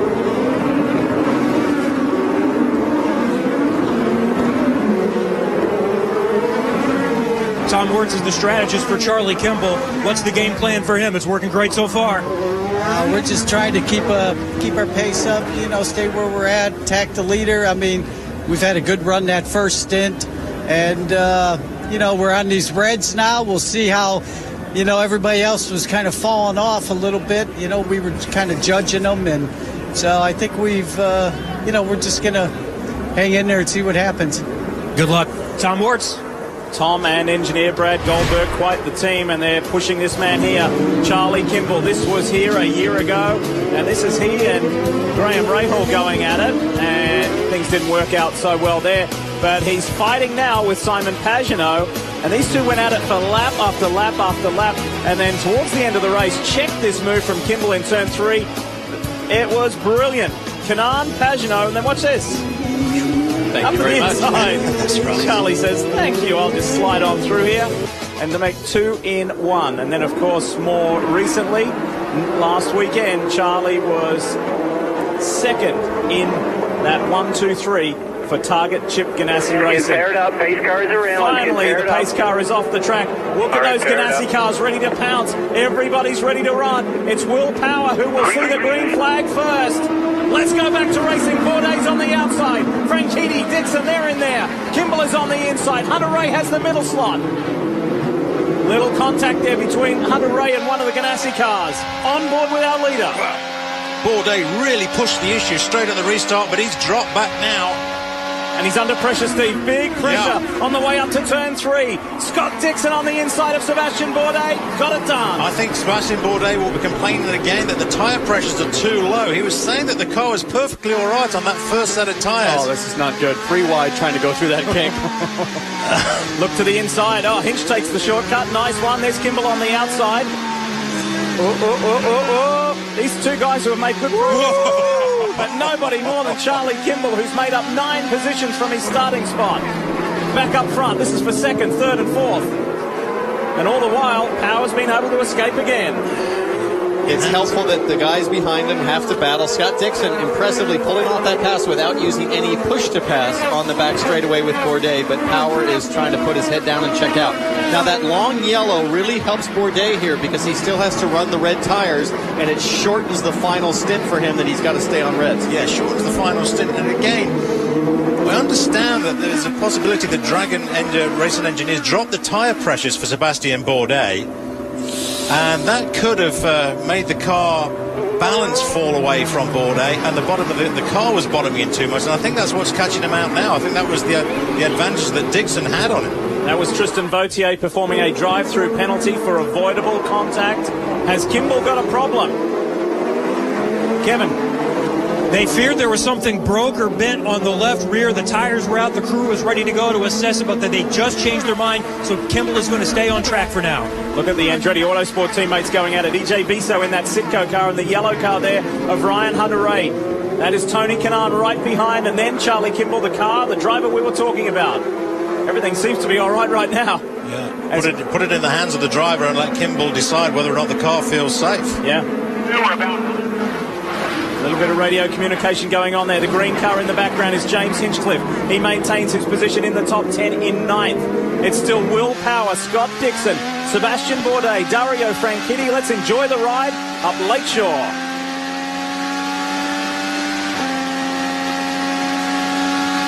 $165, $170, $175. Wow.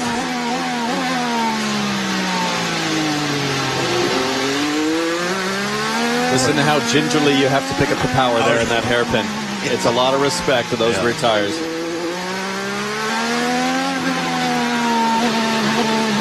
Think about the pressure on this young man, James Hinchcliffe. For the best part of 20 years, Paul Tracy, PT, was the hero, the hometown hero.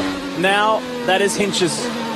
We're on board with Ryan Briscoe. That's Marco Andretti going right around the outside of his teammate, James Hinchcliffe, and almost pulled it off. There is just enough width on the track to get 3 cars there. That's right, when Townsend Bell flinched in between Steve and I and said, oh, that doesn't go. And there he is. There is Hinch right behind. Is Elio Castro Neves running 10th. Marco's another position further back in 11th, and Simon Pagenaud is 12th.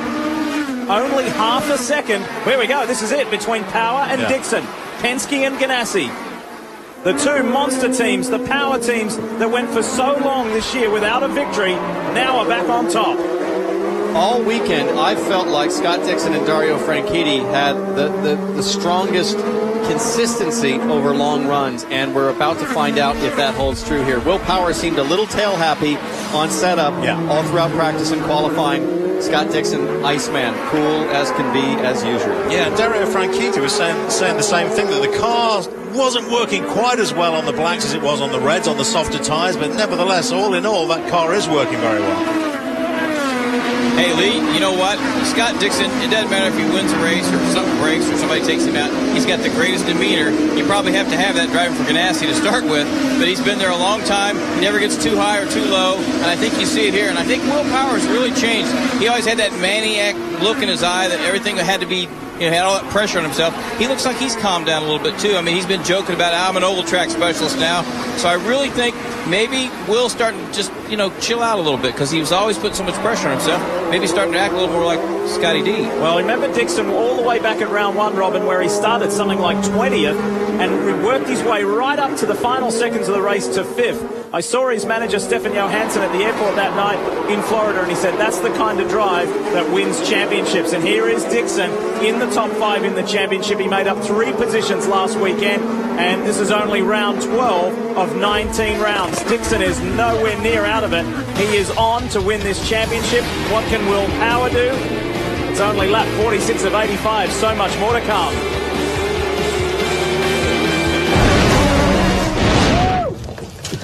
Sign a waiver? Waiver?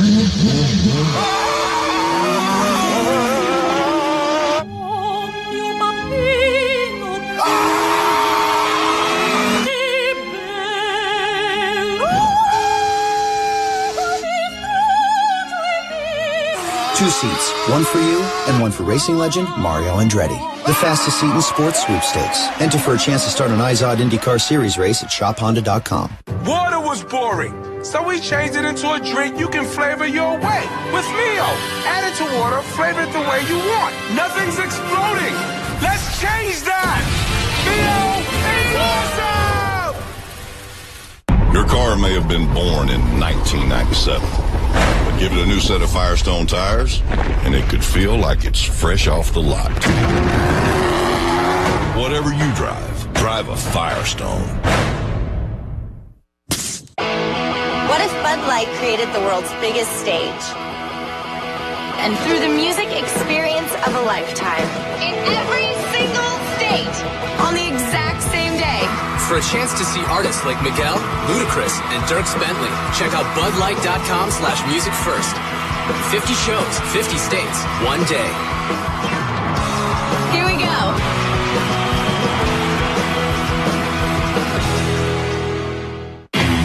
Superstar Robbie Keane leads the two-time defending league champion LA Galaxy against Darlington Nagby and the Portland Timbers. All rise for MLS tonight at 11 p.m. on the NBC Sports Network. Two great races on one network. Formula One racing lines up with the Hungarian Grand Prix live Sunday, July 28th at 7:30 a.m. Eastern. Then Honda Indy Toronto concludes live tomorrow at 3 Eastern, all on the NBC Sports Network. Let's bring you up to speed. If you've just turned on, what happened? We were all excited about the first ever standing start in the IZOD IndyCar Series. It did not happen. The start was aborted. Joseph Newgarden's car had trouble, and we kind of had a delayed start, if you wish. Then there was a terrific pass for the lead. Sebastian Bourdais on an ailing Dario Franchitti, who was in tyre trouble. Will Power was opportunistic as well to slot into second place. We scoot ahead to lap 32 after some stops, and look at Will Power. That was a decisive move. It was a fantastic move, and that was right after that great pit stop from Bourdais, but it didn't pay off in the end. And then this brought out our first full course yellow. Graham Rahal, Tristan Vautier running out of room. You know, Vautier got a drive-through penalty for that. I'm not quite sure that was warranted. That was close quarters racing. It just didn't work out. We welcome you back. And the race lead is 0.6 of a second. That's what it looks like right there. Will Power to Scott Dixon. Dion Beekes. And that is the view that every driver wants. You want to lead and see this in your mirrors. Now for Will Power, you have mentioned about how his car's a little tail happy.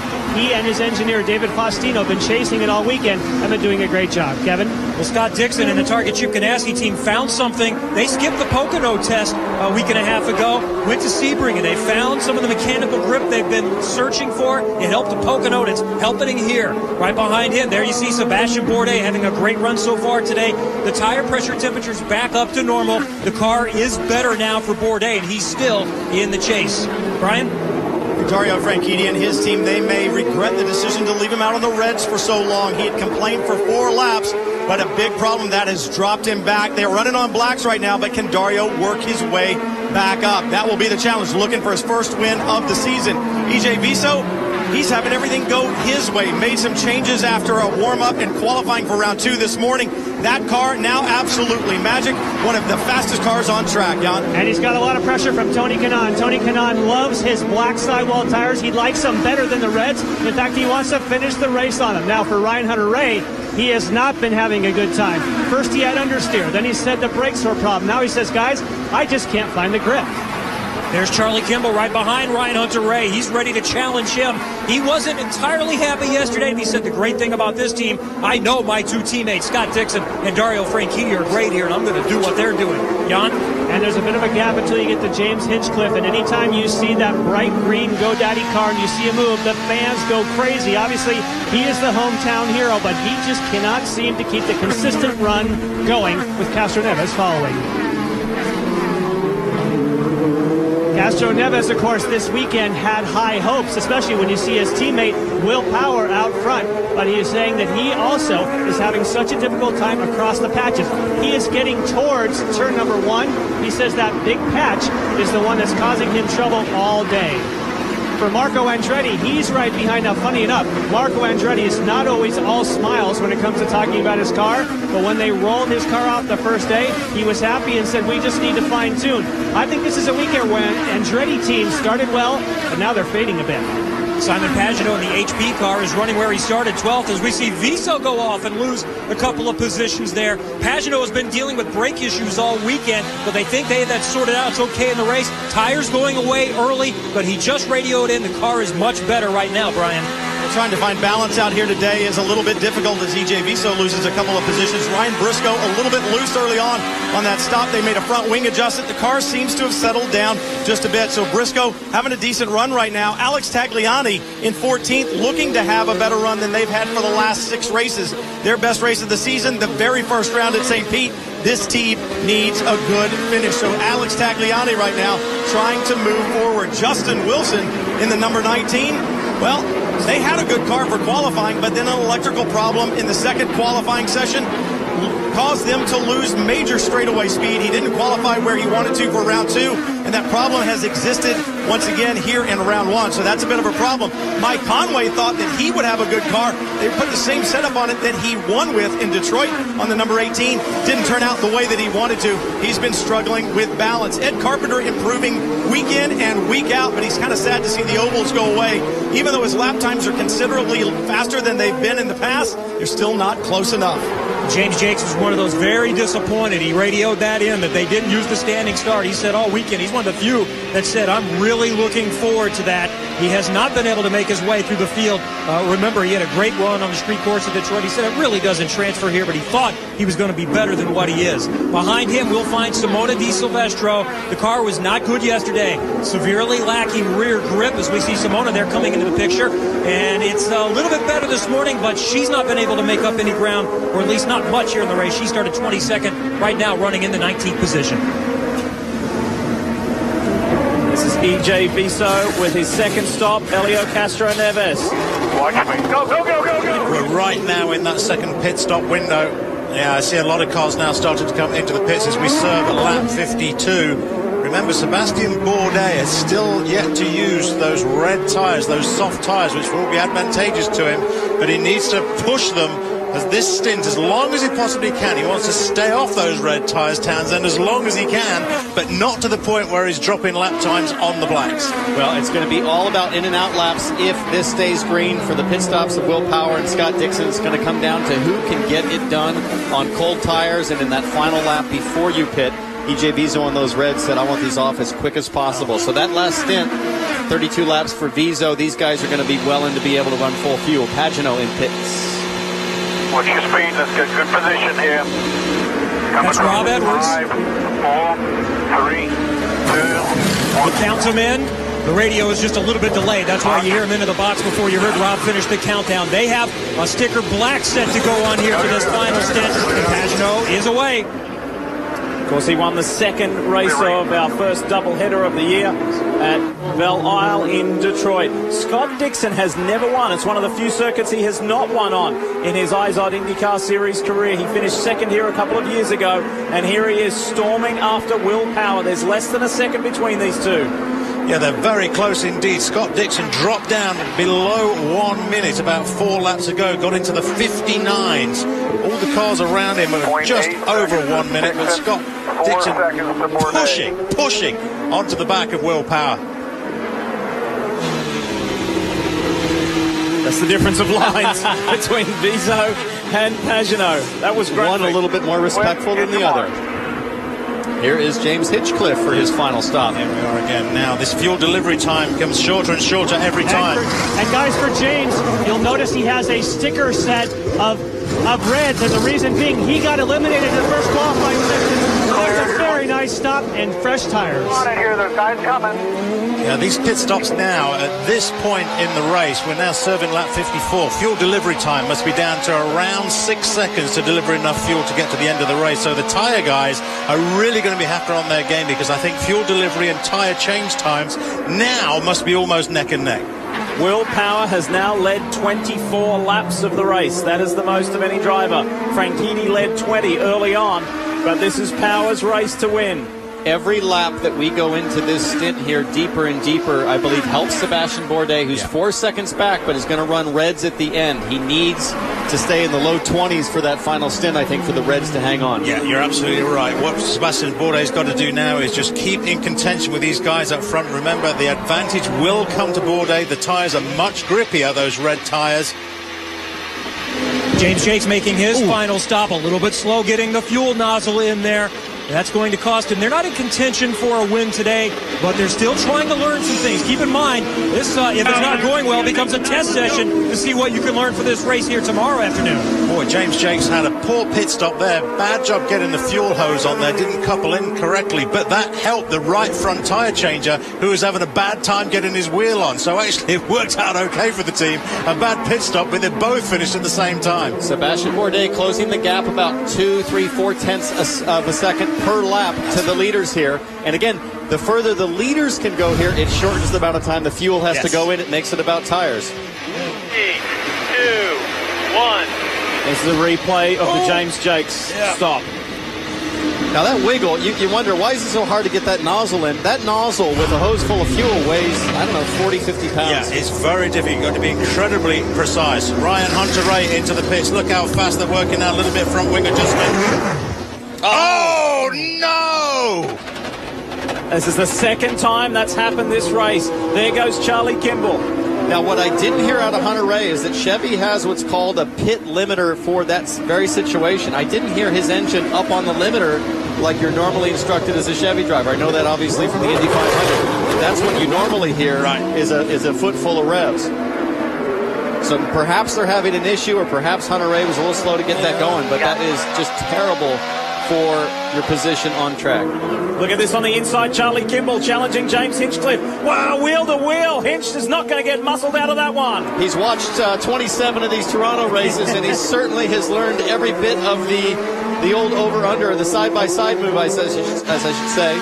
That was textbook. Fantastic. Close quarters racing. Exhibition place track. It's only 1.7 miles long, but it has got a little bit of everything. A lock up there from Kimball in his pursuit of Hinchcliffe. I think racetrack designers around the world should take note of a slow corner to a long straightaway to a slow corner followed by a kink the other direction, because it allows that to happen. Up front, 1 and 2 are coming into traffic. James Jakes is the first one that Will Power will see.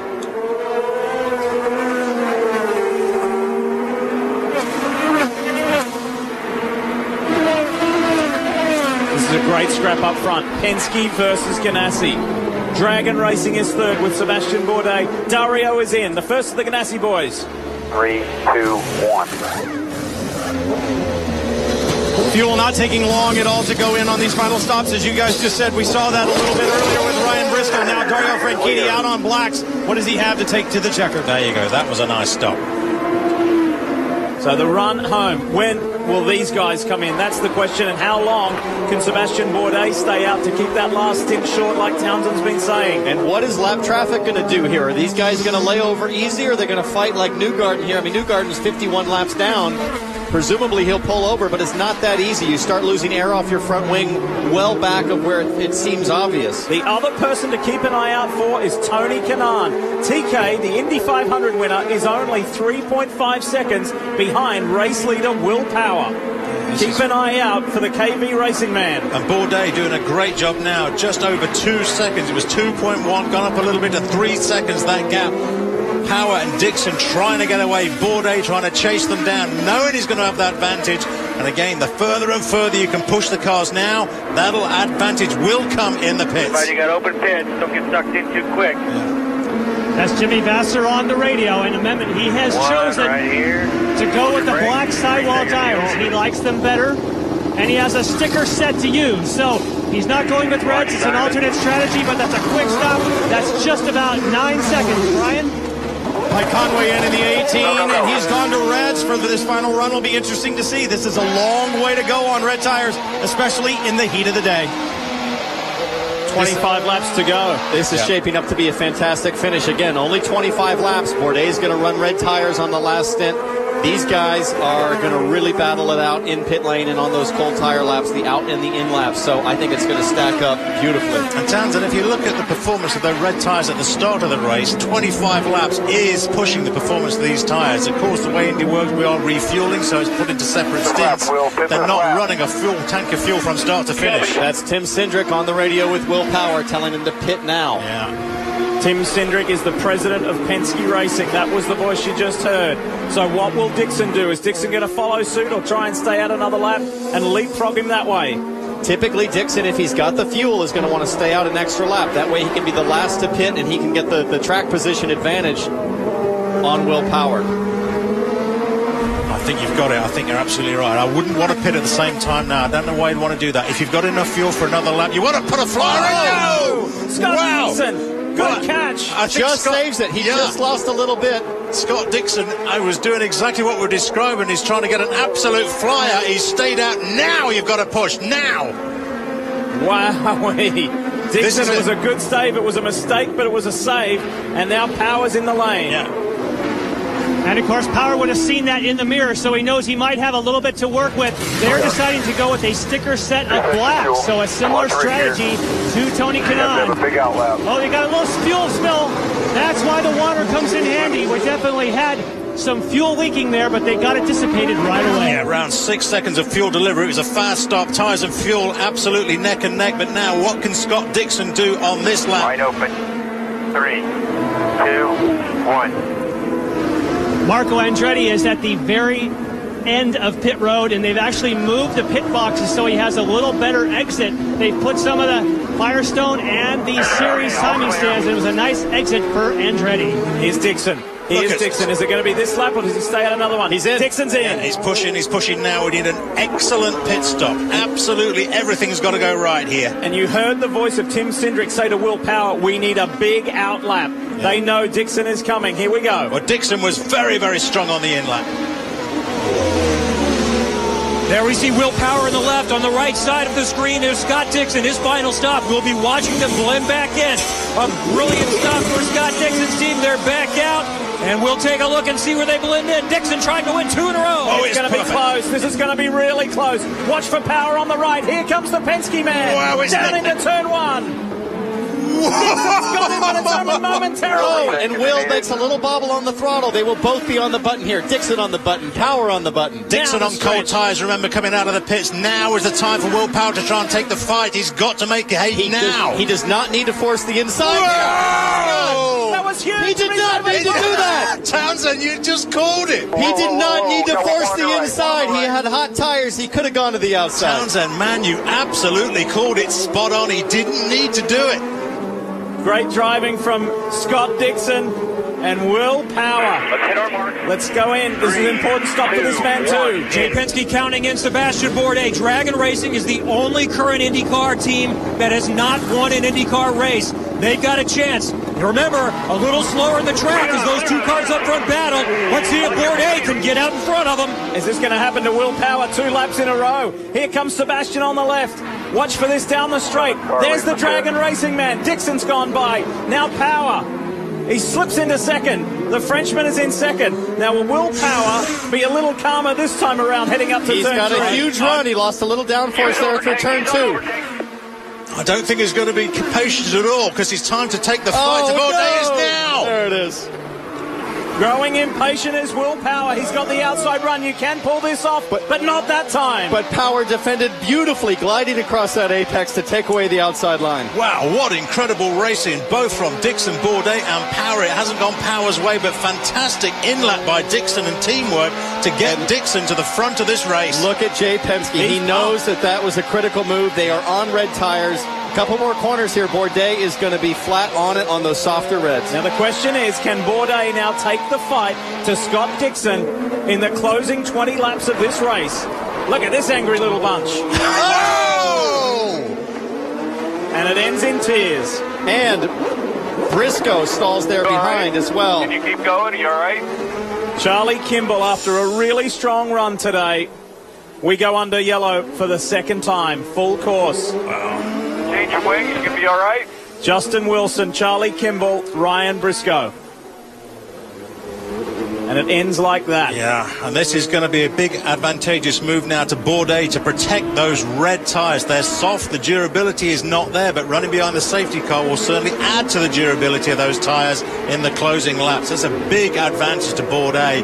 A bad move, really, in terms of advantageous move for Power. Dixon looking good at the moment. This is the counterpoint to the fun we were having watching these guys use all the real estate here, is the uncertainty of the trailing car with the car in front of how much curb is somebody going to use. Right. Let's relive some of those magical moments from earlier. This is Will Power on Scott Dixon. Woof! That's how quickly it happened. You know, I got on Will there. He didn't need to go to the inside, but I think he was surprised. One on the right. He was surprised at how early Dixon braked. Yep. Look how close this was. This will show it graphically. Ooh. The closing rate was unbelievable. Yeah. And Power did a good job to keep it out of the wall there. And then now a replay, transitioning to a replay. You're on board with Briscoe looking at Wilson. And Kimball's up ahead. There goes Justin on the inside. Boof. Ow! That's how that happened. Now, how did Saavedra end up on Kimball there? Because Saavedra's stuck in on Kimball. He must have come around and got caught by surprise. It's a bit of a blind corner. There probably were waving yellows in that corner. Let's see. Let this run here for a second and see if Saavedra comes zipping in. So the whole Matro safety crew are there to help Ryan Briscoe. There's Saavedra's been able to get going again. There's obviously no major damage. He just arrived on the scene and got surprised. There is actually damage to the left of the wing, front wing. So, as we normally do, there's a caution, there's a yellow. We'll squeeze in a break so we can show you more racing. Wow, there's only 20 to go. Hang on.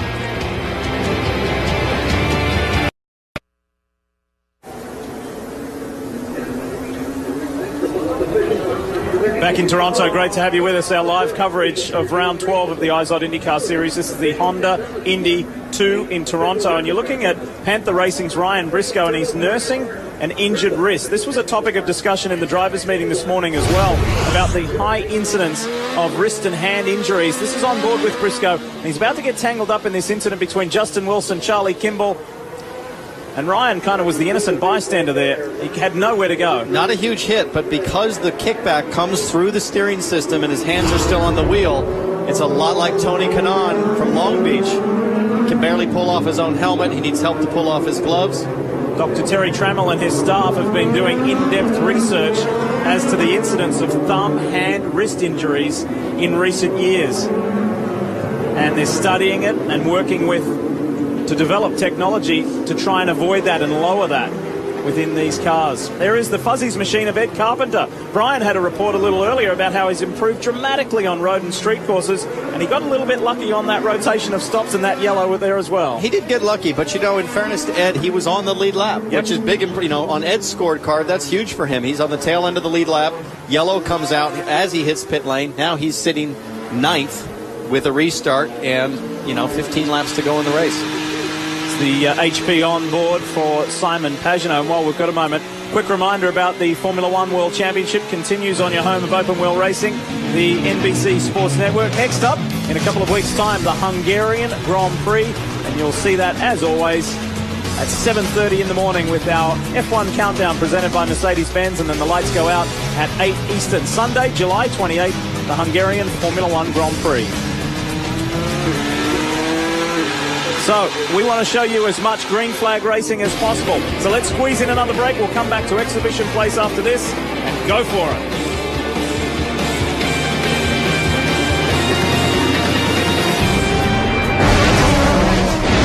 Command has been given. Row 1, let me know. Row 1, on. Live in-car cameras. Race car rolling. 4-in-1 mosaic.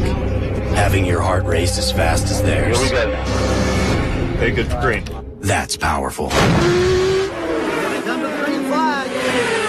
Download IndyCar 13 now, only from Verizon.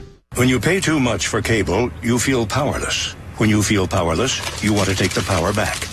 When you want to take the power back, you take karate. When you take karate, you want to use your karate. When you want to use your karate, you become the fist of goodness. When you become the fist of goodness, you run along rooftops. And when you run along rooftops, you fall into a dinner party. Don't fall into a dinner party. Get rid of cable and upgrade to DirecTV. Call 1-800-DirecTV. The British are coming! Oh, wait. It's the Italians. The Italians are coming!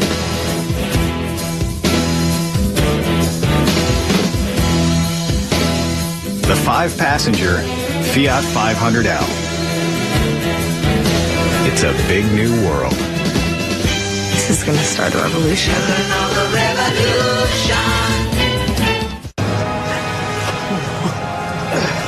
You may ask one question. Which tire category should I choose to get the most comfortable ride? There's a better place to ask questions about your tires. TireRack.com. Right now, get a $50 Firestone prepaid MasterCard and a Turbo Movie Pack when you buy a set of 4 select Firestone tires. For details, go to TireRack.com/TV. TireRack.com. Research, buy, deliver, install. Back just in time to see the green flag fly. This is going to be an awesome run to the end. Let's go racing. And look at Sebastian Bourdais. He leapt off that final turn, down into turn 1. Dixon locks it up. Franchitti is in the mix. Dario goes around the outside of Scott. And Will Power is in 4th place. Could that be the advantage of those red tires? He only has 17 laps, 16 laps to go. Hitch has got a flat. The hometown hero is in trouble. He has never finished better than 14th in this race and in a prime position to pounce. He's got major tyre dramas on that right rear. He might not have a flat. He might just have bodywork rubbing at this point. But if he stays out, it will be a flat. Yeah, I wonder whether or not perhaps that rear pod behind the tyre has been pushed onto the rubber. Whatever it is, it's certainly smoking heavy. This is fantastic for Bourdais. I mean, after all they've been through, to be on reds, to be disappearing off into the sunset, at least at the start of this stint. We'll see how long they can stand, hang in there, and to start the race on blacks as well. Well, that was a risk, wasn't it? We were going to see how well those. Great job, buddy. 15 to go. Yeah, it is. Great job. 15 to go. Yeah, there's the damage onto the right rear pod behind the right rear tyre on Hinchcliffe's car. It was causing that smoking. Whoa, look at Tony Kanaan carry a beautiful slide through 1. Conway should have a little bit of a run here. A caution helped Mike Conway. It elevated him up. He's now vying for 8th place, fighting with Tony Kanaan. Up front. Look at this. Dixon is now as close to Bourdais. Dario runs wide, and he loses 3rd spot to Will Power. Did not expect this early, Steve. On, good. I did not expect this early to see Bourdais already struggling on reds. Yeah. This will be a good fight here. We told you about it in the pre-race show. The rivalry between Franchitti and Power. Are we going to see the next phase? Hey, we've got an update from Race Control. They're saying they're going to review the restart. They're going to review the restart. I don't think either of us are surprised at that. That was a little too good from the Dragon Racing I man. need to see it again, but it looked pretty fantastic. Maybe too fantastic. Well, maybe too fantastic. Yeah, we'll have to have another look at it. Now, the rule is, as soon as you see green or hear green, you can start passing. Here we go. Dixon at the front. Bourdais out there. Now, that'll all come down to when the green flag was displayed and if Bourdais was hearing green on the radio. Look at this, up into turn 3 again. Dixon relentless in his pursuit on Sebastian Bourdais. Well, they both run incredible races to be where they are on different strategies, and they are incredibly close. The competition is tight, and it is a very tight and winding track. And I have to say, at the moment, that safety car period would certainly have helped Bourdais in these closing laps by taking the pressure off those reds. But as you say, Townsend, they don't seem to be working as well now as they should do. If you remember back in Long Beach, the reds were aided by rubber going down, so at the end of the race at Long Beach, the concrete was rubbered in, the reds didn't wear as quickly. Here, we're seeing pretty rapid degradation. Hinchcliffe has been able to stay out and maintain a top 10 spot. Relief for the mayor of Hinchtown. He's looking at Conway, Kanaan, and up ahead, Castro Neves and Marco Andretti in the top 5. Nothing between our lead 2. You're talking about a guy leading the race who is in the top 10 of all-time race winners. Sebastian Bourdais. Check this out. This is down into turn 1. Who clipped Hinchcliffe? That was Ed. It was Ed Carpenter who tagged the back of the GoDaddy machine. That's what it looks like. 1 to 2, 2 to 3. And Power still shadowing Frank Kitty, trying to get on the podium.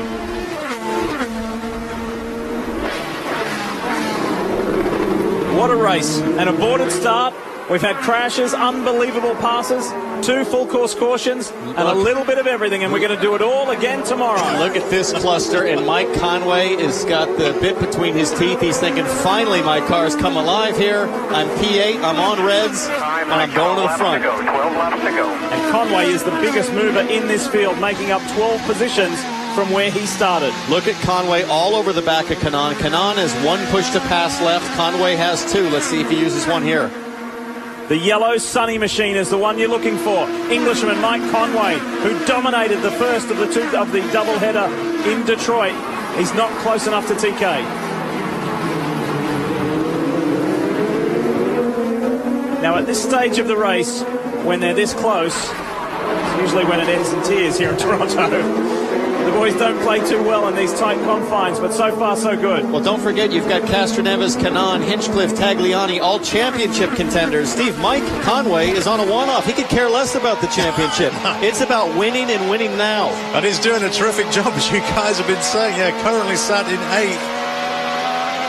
Reminding you about the Verizon streaming and downloading the IndyCar 13 app. All you have to do is call Star Indy or search the App Store or Google Play, only from Verizon. Appropriately, we ride on the Verizon Penske Chevy. Will Power, he's losing ground. Dario Franchitti is solidifying. Look at his teammate, though. Dixon again always pops out to the outside there in 3. He does, but he just can't get far enough up to do the side-by-side move through that kink. Word from race control, restart, okay. Restart is okay. Charlie Kimball is not. And Charlie Kimball right rear. I promise you Scott Dixon doesn't think that restart was okay. Yeah, damage again. It looked like damage to Kimball's right rear pod, and also that has led perhaps to tyre failure. I don't think that's just a straight puncture on the car. I think it was probably bodywork damage which has caused it. Charlie's just off to the right of screen behind the pace car there, behind Prince's Gate, in a safe area. Meanwhile, back to it. Bourdais, Dixon. 10 to go. 10 to go. Can you imagine how Jay Penske feels? His car, his man out in front. Bourdais is out of push to pass. He is completely exposed to Dixon, who has 2 push to passes remaining. Will he use one here? No, he does not. He's going to look to the outside again. Remember, Dixon used a couple or 2 or 3 of those push to passes early on in this race. Hey, we need to say well done to Sebastian Bourdais. He gets this week's Firestone Extra Mile. He has gone the extra mile.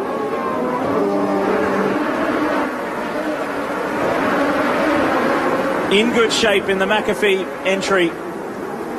And this will be a relief to him, Townsend, won't it? For a man who knows how to run up front so often, to be back in this position again, it's rejuvenating. It's rejuvenating for sure, but he is on pins and needles because he knows those red tires are going to wear. He's got to be so careful not to abuse them. At the same time, stay ahead of Dixon, and he has to stay ahead of Dixon with a nice gap right here. Oh, yeah. Because Dixon has the push to pass. He knows it. He is waiting patiently for the perfect time and the easy pass. He is not on the button here, but it's only a matter of laps, I'm sure, before he's going to have a proper run on the push to pass. He's on another look now. And he's close as he's been. They're side by side. How deep can he go on brakes? Yeah. Bourdais going to make it as tough as he possibly can, and another one goes. He survives another trip through turn 3 without losing the lead to Dixon. A great example of how experienced Dixon is to know that he can squeeze Bourdais in the brake zone just enough to just cramp his radius through that corner. You're exactly right, yeah, and you called it absolutely right as well, Townsend, with this push to pass. 2 left to Dixon, 0 to Bourdais. The gap now 0.4. It was down to 0.2. Dixon just back a little bit. And all the while, Dario Franchitti is catching the 2 of them. Yeah. Nothing's changed further back. Andretti is still 5th. Castroneves, Kanaan, Conway, Hinchcliffe, and Tagliani. Jan? You're talking a lot about push to pass. Remember, here in Toronto, you get 20 seconds. Not only do you get those 10 pushes, but if Scott Dixon decides to use this, he will have that push to pass down the entire Lakeshore. And look at this move. He's on it. He is on it. and blows by Sebastian Bourdais. New race leader, Scott Dixon, last weekend's Pocono 400 winner, is in the front again on a track he has never stood on the top step of the podium at. Boy, what a great move. He kept winding him in, wondering where to take the move, wondering how to use that push to pass. And it is now Dixon takes over the lead from Bourdais, and Dixon still has one push to pass remaining. Bourdais says 0. Now, how about Dario Franchitti? 4 remaining. Talk about alligator arms. He hasn't been spending any of that money, and he's got a lot left here. This is cool stuff. Alligator arms. I remember a famous line from one of my old colleagues back in Australia, Bill Woods. He said to Dario Franchitti once, "So you're a Scotsman with Italian heritage. That means you like waving your hands around a lot. You just don't put them into your pockets." Look at this. What can Will Power do with just 6.5 laps remaining? Franchitti on over. Franchitti's on it. Franchitti to the outside of Bourdais. Is it going to be a mirror of what Scott Dixon did? No. Can't get by the Frenchman. Not there. But Franchitti's going to be thinking, well, we've just seen Dixon do this. We should be able to do the same thing. Let's not lose sight that Will Power still has 3 push-to-passes left as well. Hunter Ray, last year's race winner, series champion. Damage on that front wing. Yeah, how is the left front looking? Oh, he's pulling up. Yeah, there's a lot of it. The banner. The banner being dragged around the tyre. That's what we can see. Oh, he's with teammate. He's fighting his teammate, EJ Vizo. This is what it looked like from Hinchcliffe's car. 3 Andretti Autosport cars together. And Hunter Ray tried to brake as late as possible, got it a little too late, and just glided through that apex with too much understeer. Ryan frustrated. It has not been a day. 2 stalls leaving the pit box. And then now this crash. It's been a tough day for the defending champ. Laps running out. It'll be 5 next time by. Look at Dixon. He's gone. He is out of there. Yeah, Bourdais clearly struggling now with those tyres. The push to pass is great to make the move on Bourdais, but the difference we see now, the gap, 2.073 seconds, that is down to driving skill and the tyres working. Bourdais' tyres are done. Franchitti in third has got to be thinking... 5 more laps, doing a great job. Give us 5 more good laps. That's Jay Penske on the radio with Sebastian Bourdais, and you can hear the anxiety in the team owner's voice. He's supposed to be the calm, cool, and collected one. I think he wants this more than Bourdais. Yeah. Remember, nobody has won back-to-back races. Franchitti's on the button here. Bourdais to the inside. We've seen this so many times before, but Franchitti does not have the same kind of run that Dixon's able to get. He's going to have to push a little harder in turn 1 in that brake zone and that turn 1 apex. Power's been using his push to pass as well. He has the same amount left as Dario Franchitti, but he's lost ground to the Scotsman again. And our race leader, Dixon, is more than 2.5 seconds out in the lead. Look at this fight here. Pagenaud, he's in 12th. That's Tagliani immediately ahead. Vizo shortcuts again. He's trying to get by James Hinchcliffe for that 9th spot. Don't forget, Hinchcliffe is on red, so he's got the same vulnerability that Bourdais got up front. You can see him struggling way up ahead there. It doesn't sound impressive for James Hinchcliffe, the 3-time winner this year, to finish 9th, but it would be his best ever Toronto finish. In order to finish, he's going to have to make sure that his teammate doesn't get a chrome horn up underneath him. 4 laps to go here in exhibition place. There is Ryan Hunter-Reay. He's been able to get going again. Vizo on Hinchcliffe, Pagenaud on Tagliani. They'll go side by side through 1, and they hit. Tag goes around. Tagliani did not need that. Local guy. He has had so many tough races, 4 or 5 in a row with the ovals, and man, he was forcing the front to just stay there. I don't think that was, I don't know there was room there, Steve. Full course caution with 4 laps to go. Wow. So does this allow Bourdais to get his tires cool? Does it give him any chance to get back on Dixon? We're about to find out. Here is Vizo, Tagliani, and Pagenaud to the outside. Oh, Pagano left him room. They were well past the apex, and Tagliani just tried to get on the power to give himself a chance to get it back because he was out of push to passes. He knew the only way to save it is way early on the power. It just didn't work. Fighting to have two Canadians in the top 10 here in Toronto. This is the last thing Scott Dixon wanted to see when he had a 3.3 second lead. Can you believe it? For Dixon is thinking, I've got round Bourdais, I'm good, looking good, I'm in clean air, I'm taking care of my tyres, the laps are counting down, 3 to go. I've been in that situation before, and you're just like, oh, please, like, come seriously? on. Yeah. Especially the way the last restart went, and the fact that that was considered, fine. Yeah, that was legal. considered a clean start. Now, as you say, Townsend, the question is now, how will Bourdais' tyres react to cooling down? Will we find some extra grip in them for the final couple of laps if we get released? I don't think Bourdais is going to wait to find out. He's going to think to himself, I've got to do it in turn 1 or on the start. But Dixon, there's no way. Once bitten, twice shy there. There's no way he's going to putt through the last corner like he did on the last one. He's not going to let that happen. If Dixon can hang on, if he can hang on to win this first of the doubleheader here in Toronto, he will have 31 open-wheel career victories. Guess who else has 31 open-wheel career victories? Sebastian Bourdais and Dario Franchitti, the two guys following him. Now, Dario Franchitti is going to have maybe 2 laps or 1 lap remaining on the restart. So maybe 2 laps on the restart. He has 2 push to passes. Bourdais 0, Dixon only 1. Does Dario go big here and think my championship is on the line? Mathematically, I got to stay in it. I need a win. That was Emma Davies-Dixon, Scott's wife, you saw, and his mum Glenys, and there is his boss, Chip Ganassi. Last week, something truly special. You think about everything that man's accomplished. It was the team's first ever 1, 2, 3. There was a question raised this morning in the drivers' meeting about track sweeping, getting rid of the marbles, so that they particularly through the last corner, to make it fair so that they can pack up and get going. We'll see. So that's not going to happen. It will be a single file restart. Single file restart because they don't have the time to sweep the track. Yeah. The goal is to finish under green. Nobody likes to see a race finish under caution. Well, I'm sure Scott Dixon would. I'm sure he'd love it. He wouldn't complain. We want to go racing. We want to finish it with a checkered flag, not a yellow and a checkered. White-green start here. Let's go to fuel position 1. Nobody's won back-to-back races this year. Yes, Hinchcliffe's won 3. There have been multiple winners, but no one's won back-to-back. Remember last year, Ryan Hunter-Reay went on a string of 3 wins in succession, which was the platform to vault him to his championship victory. Is this what it's going to be for Scott Dixon? Now, if you get 20 seconds on the push to pass and you have 1 lap to go and you're Marco Andretti with 3 push to passes, you simply hold the button the entire lap for 60 seconds of extra boost. Let's watch this little troublemaker. And the back straight.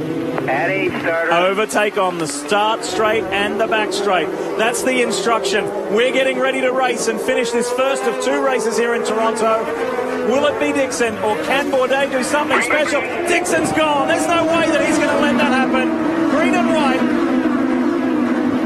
1 more lap, 1.75 miles. Who's on the inside there? That's Elio Castroneves trying to get by his countryman and friend Tony Kanaan. And Mike Conway is going to have a big run on Castroneves here.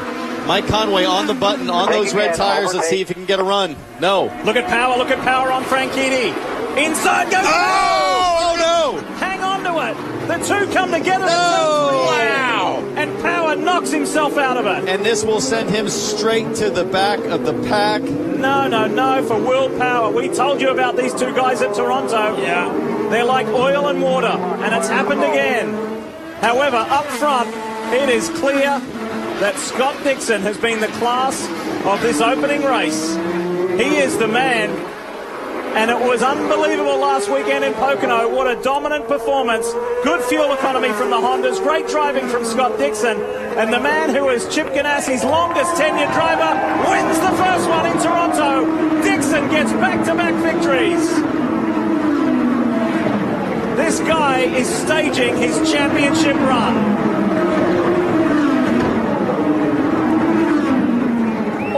Awesome result for Dragon Racing, for Jay Penske and Sebastian Bourdais.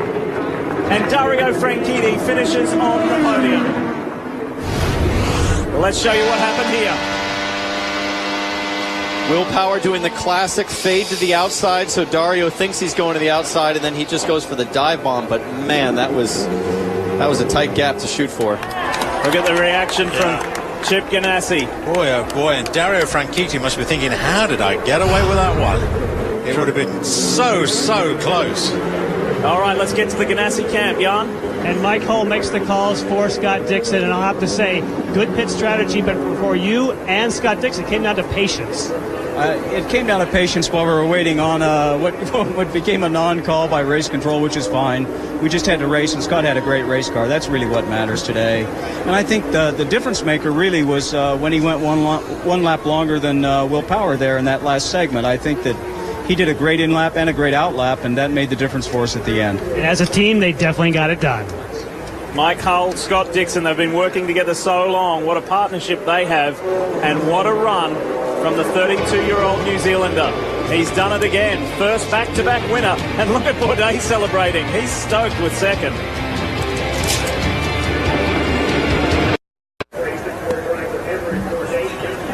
Scott Dixon has won here, the first of two in Toronto. He's climbed out of the car. It's a long ways away from pit lane, so the team will be here in a moment to celebrate with you.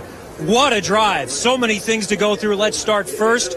You wanted a penalty on Sebastian Bourdais on that restart. You still eventually got him.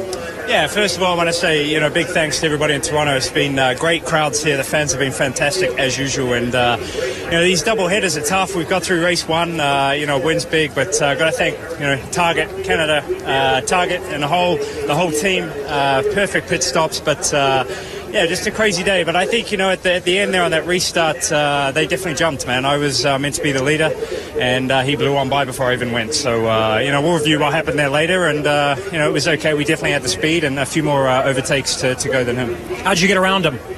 We tried a couple of times. He was definitely very good on the brakes. Bourdais into three. Tried it a couple of times, and then eventually he'd run out of overtakes. So, got past him on the straight, pulled back in front of him, and he had nowhere to go. So, it was one of those sort of afternoons of waiting patiently to try and get the best that we could out of it. But the car was fantastic. So, I want to thank Target again, everybody in Toronto. This is what we need. We need to get this momentum going. Hopefully, we should have made some good inroads on some of the people high in the points too. Two in a row, and now the only IndyCar drivers that have won more races than you are named Foyt, Andretti, or Unser. Nobody else has won more. I'm excited about that. That's a crazy list to be on. Respect those guys so much, and I remember watching them when I was younger, and let alone to be on a list with them is very humbling for me. And I hope that we can win many more races with Team Target. It's been a career team for me and a team that I love. Everybody there is like family, and hopefully it's a long road ahead and we can get a few more. Great drive, congratulations. This was his 150th consecutive start. He might be on the drive to a third championship in his IndyCar career, Lee. Kevin, it's his 12th year with Chip Ganassi Racing. There is Chip and Emma Davies-Dixon. It's terrific. Just a great day. There's Emma. She was thrilled. She got to enjoy Winner's Circle last week in Pocono and here in Toronto. And we're only halfway through this doubleheader, and we are far from done. We'll hear from more drivers when we come back.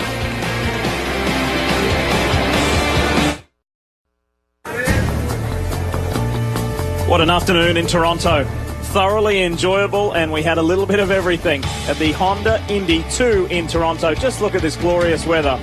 And the race was magnificent. You know who's going to be celebrating tonight? Jay Penske and his Dragon Racing crew, because they have never had an IZOD IndyCar Series podium until today, Kevin Lee. That's their first. This was a great drive and perfect timing. Here's Jay Penske coming into victory lane, where Sebastian Bourdais gets a big hug. That close to giving Jay his first IndyCar win. What do you think? I think we just didn't have quite enough for the Dixie, but like Jay said, that's why I done it at the end. It just feels like after everything we went through to be on that good, and just feels like a million wins, and it's I can't thank these guys enough for giving me the opportunity, the car, and sticking with me. It's been a rough ride so far, so hopefully you can turn this thing around and score big from now on. It's been a while. This used to be old hat. You used to lead and dominate every weekend. What did it feel like to be out front again? It was like, what's going to happen again? It's just, I was just so stressed out because we've had so many good runs, but just never the end result. And it feels so sweet to be there right now. Great run. Thank you. Thanks. Sebastian Bourdais came awfully close to getting to number 32. Brian? Dario Franchitti with a good run as well. One thing you can always be assured of is the 10 car is going to run well, and there's going to be a little drama. Tell us about that final lap. I don't know. I was defending. I did what I'd done all day, what Sebastian had done all day, what Will had done all day, what Scott had done all day, and I gave him the outside.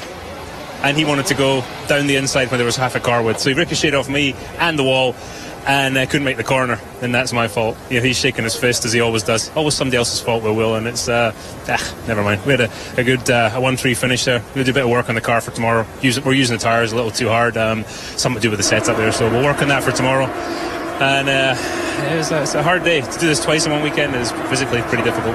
Very difficult indeed. Another podium, 2 in a row for Dario Franchitti. And Will Power just had a chance to look at that replay. We talked before the show that this place produces fireworks today. You were the fireworks. What happened in turn 3? Yeah. Me and Dario just don't like turn 3. I mean, man, I feel bad for the Verizon crew. We were sitting there in a pretty good position. I'm really surprised they let that restart go where Bourdais just went. But yeah, it was a good, man, I've never driven so hard through a whole race. It was kind of disappointing to be sitting there in the tyres in turn 3 again. That's racing hard. Let me ask you quick, though, because it was the second time. The first time was this crazy move just flying by Scott Dixon, same place. I almost pulled up. I mean, the move past Dixon was definitely, if I just braked a little bit earlier, I would have got him. And it just took me by surprise that he broke early. Now I brake real late, but yeah, just going for a win, really. A lot of people going for it today, a lot of fireworks, and of course, exciting action. Will Power hoping he'll get a better chance at this tomorrow, because remember, it's not just 1, it's 2 in TO.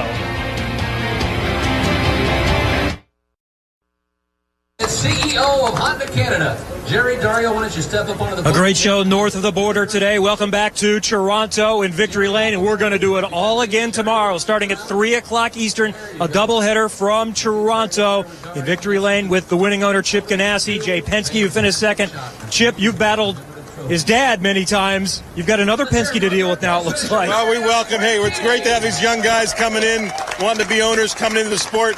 We welcome them. You made some changes in the engineering staff. Tom Brown took over in general. What does it mean to come this close to winning a race here today and run up front? I mean, to see the quality of our people, to get to race with owners like Chip and my dad and Andretti's, and it's just an incredible feeling for our whole team. We worked so hard for it. This is just a great step forward for the team. Chip, it's been a frustrating season. Not bad for most, but you expect more. Well, now you guys are definitely back after the last 2 weeks. Still thinking championship right now? Well, I guess Scott's up to third in the points now, so yeah, I guess we got a shot at it. It'd be nice. We're going to work hard at it. Congratulations. We'll see you guys tomorrow. Let's do it again.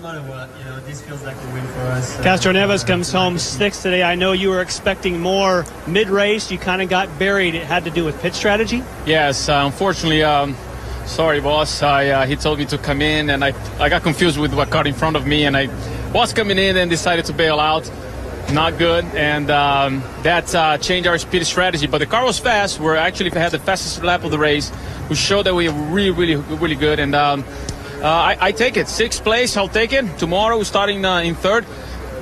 Different change, different things. So now we feel very strong for tomorrow. You say you're starting 3rd tomorrow. Let's remind everyone, this morning you had a qualifying session for tomorrow. Your car was a lot better. You seemed like that was looking good for you, and you knew saving tires was the key. Have you saved anything today? And that's, I tell you, that was an amazing race, because I practiced so much in terms of little things that people sometimes don't understand.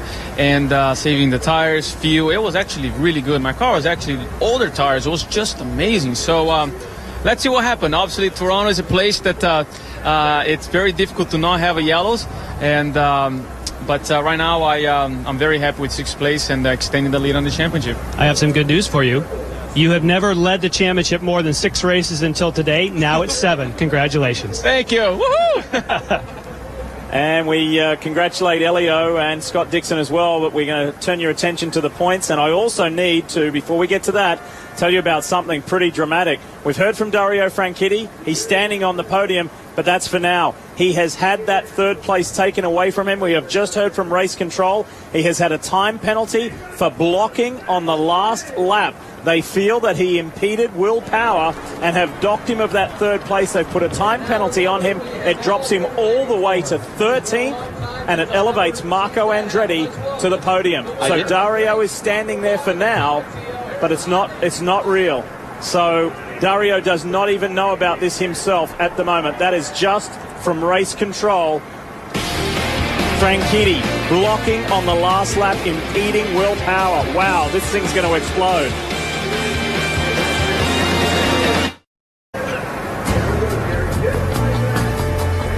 So podium celebrations still going on, and Scott Dixon, his 31st career open wheel victory. And Dario Franchitti is still standing on the podium, yet to be informed of what has gone down. He has been given a time penalty and has lost the podium. This is for the reason why. Blocking and impeding Will Power. Townsend, talk us through. Now, Lee, what we have to do is we've got to watch the relationship between Dario's car and this line right here, this dotted line, which is parallel to the outside walls. That's what the officials are going to be looking at. We can go ahead and play here. Watch Dario. Fades a little bit to the outside. Right here. Boom. Fades back to the inside. It is only 6 inches to a foot, but it's definitely in reaction to. It is so subtle. I know everybody at home is saying, how can you call that? But that is the fine line of long-time experience out of Dario Franchitti trying to push the limit and a hard-charging Will Power. It's a really tough one to call. And you saw it, Townsend. You saw it as it was happening. But boy, oh boy, I think if I was Dario Franchitti, I would be... But if I'm Will Power, beside myself for being excluded for that. Yeah, given a time penalty. If you think that's bad, watch what happens here, Steve. This was earlier with Sebastian Bourdais. Oops. There goes that lovely crystal trophy. Watch this face. Oh, I've just had the best day in a long time, and now that happened. Well, he should just take Dario's. There is good news for race fans. Poor guy. At least he's got a good spirit. That's what's left of Sebastian Bourdais' second place trophy. So let's take a look. So here's Will Power. He's going to look to the outside. That's Dixon, I think, earlier. So they were the two different passes of Will Power today. One on Dixon earlier, and then that one on Dario Franchitti. So this is only temporary. Marco Andretti has been elevated to third, and Franchitti dropped to 13th on that time penalty, behind Ed Carpenter and EJ Vizo. So it's all going on. Drama, and we're going to do it all again tomorrow. The Honda Indy 2 in Toronto. There's going to be a lot to be said after this.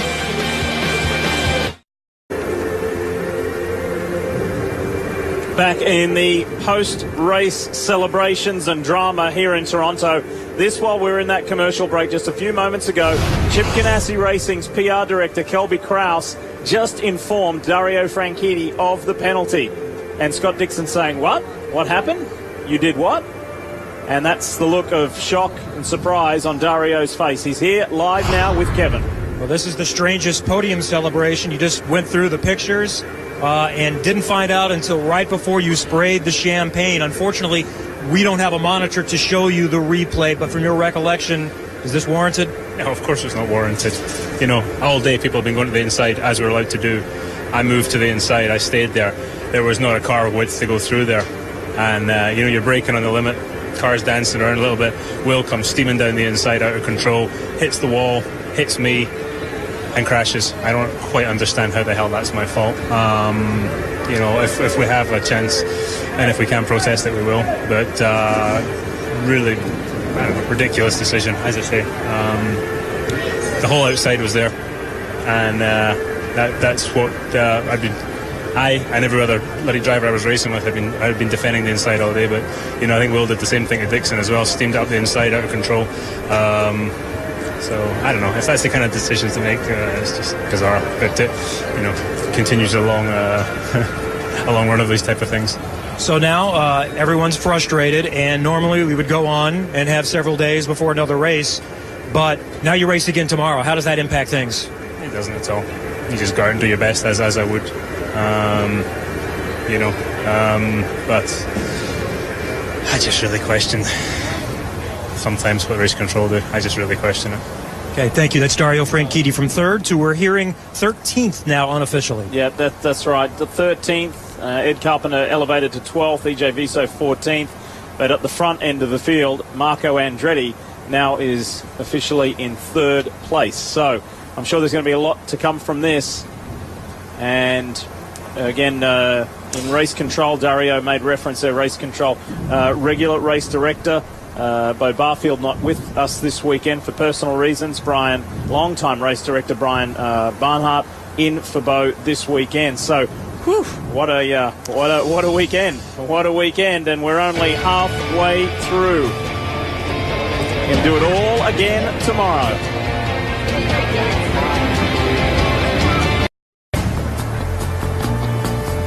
Still some celebrations going on in Victory Lane from here at the Honda Indy in Toronto, and a little bit of controversy, but with a new race director this weekend, you would expect maybe things don't go the way that you always think that they will. But for Mike Conway, they went better than you thought they would. Mike, you guys did not have the car that you had in Detroit, and qualifying didn't go so well. But what did you guys find in the race? We found a bit of grip, which is what we're missing the whole weekend. Quite frustrating, bit of a head scratcher. We couldn't figure out what it was. We changed lots of things, but nothing seemed to affect it. But in the race, I think the grip levels increased, and that helped us. And the changes we made, definitely improved the car. A bit more to do overnight, and with the warm-up tomorrow, that will help us, really figure out some things. But we're definitely going in the right direction. And yeah, to come away with P7 is pretty good. Pretty happy for the guys and all the crew. They worked really hard to give me the car to come here. So happy, but we got it all to do again tomorrow. We're still right at the back. And anything race strategy-wise for tomorrow that you learned today?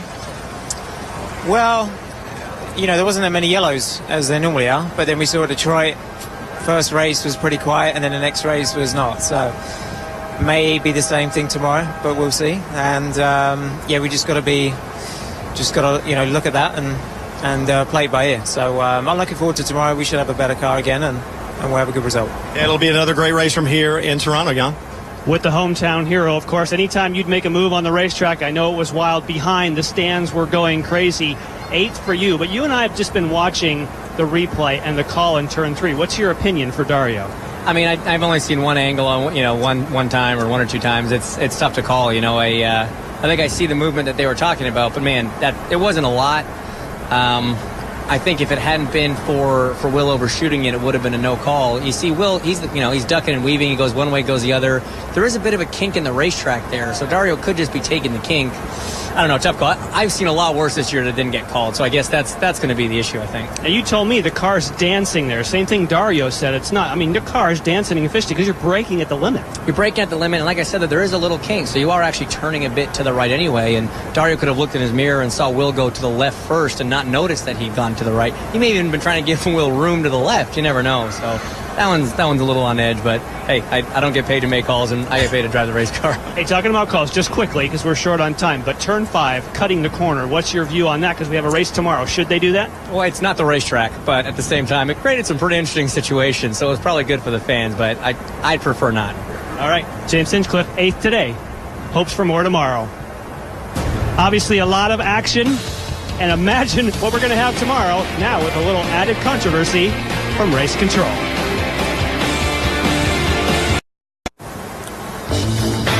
Updated points, and in 2 races, Scott Dixon has moved 4 places. He jumps another one today. He's into the top 3. Take a look at the points. Kanan's on the move as well. Townsend Bell, thoughts on today? I mean, look at Scott Dixon, the jumps he's made in points. I really want to know what Dario Franchitti does with the drivers. He's the spiritual leader of these guys. Dixon won today, but Dario's going to be furious. I got to agree with Hinch. It's the consistency is going to be the topic of discussion between now and tomorrow's race for sure. Steve? Well, a great race, very exciting, and it'd be interesting to see what happens tomorrow because, like you guys were saying, no time to cool down. There's a race tomorrow. And guess what? The man who won today starts on pole tomorrow. Not because he won today, but he was quickest in that second qualifying for race 2. So Dixon has the power at the moment. One name we didn't mention there was Simona Di Silvestre, who worked her way up into the top 10. We congratulate her. Good day for some, tough day for others. We're going to have a whole lot more to talk about tomorrow. Stay tuned. The Lucas Oil Motorsports Hour is coming up next. And don't forget, we're halfway there. The doubleheader continues tomorrow at 3 p.m. Eastern for our second race in the 2 in Toronto, right here on your home of open wheel racing, the NBC Sports Network. For all the information, go to NBCSports.com.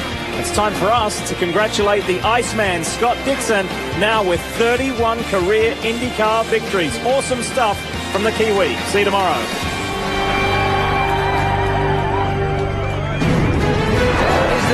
Won the Tour de France.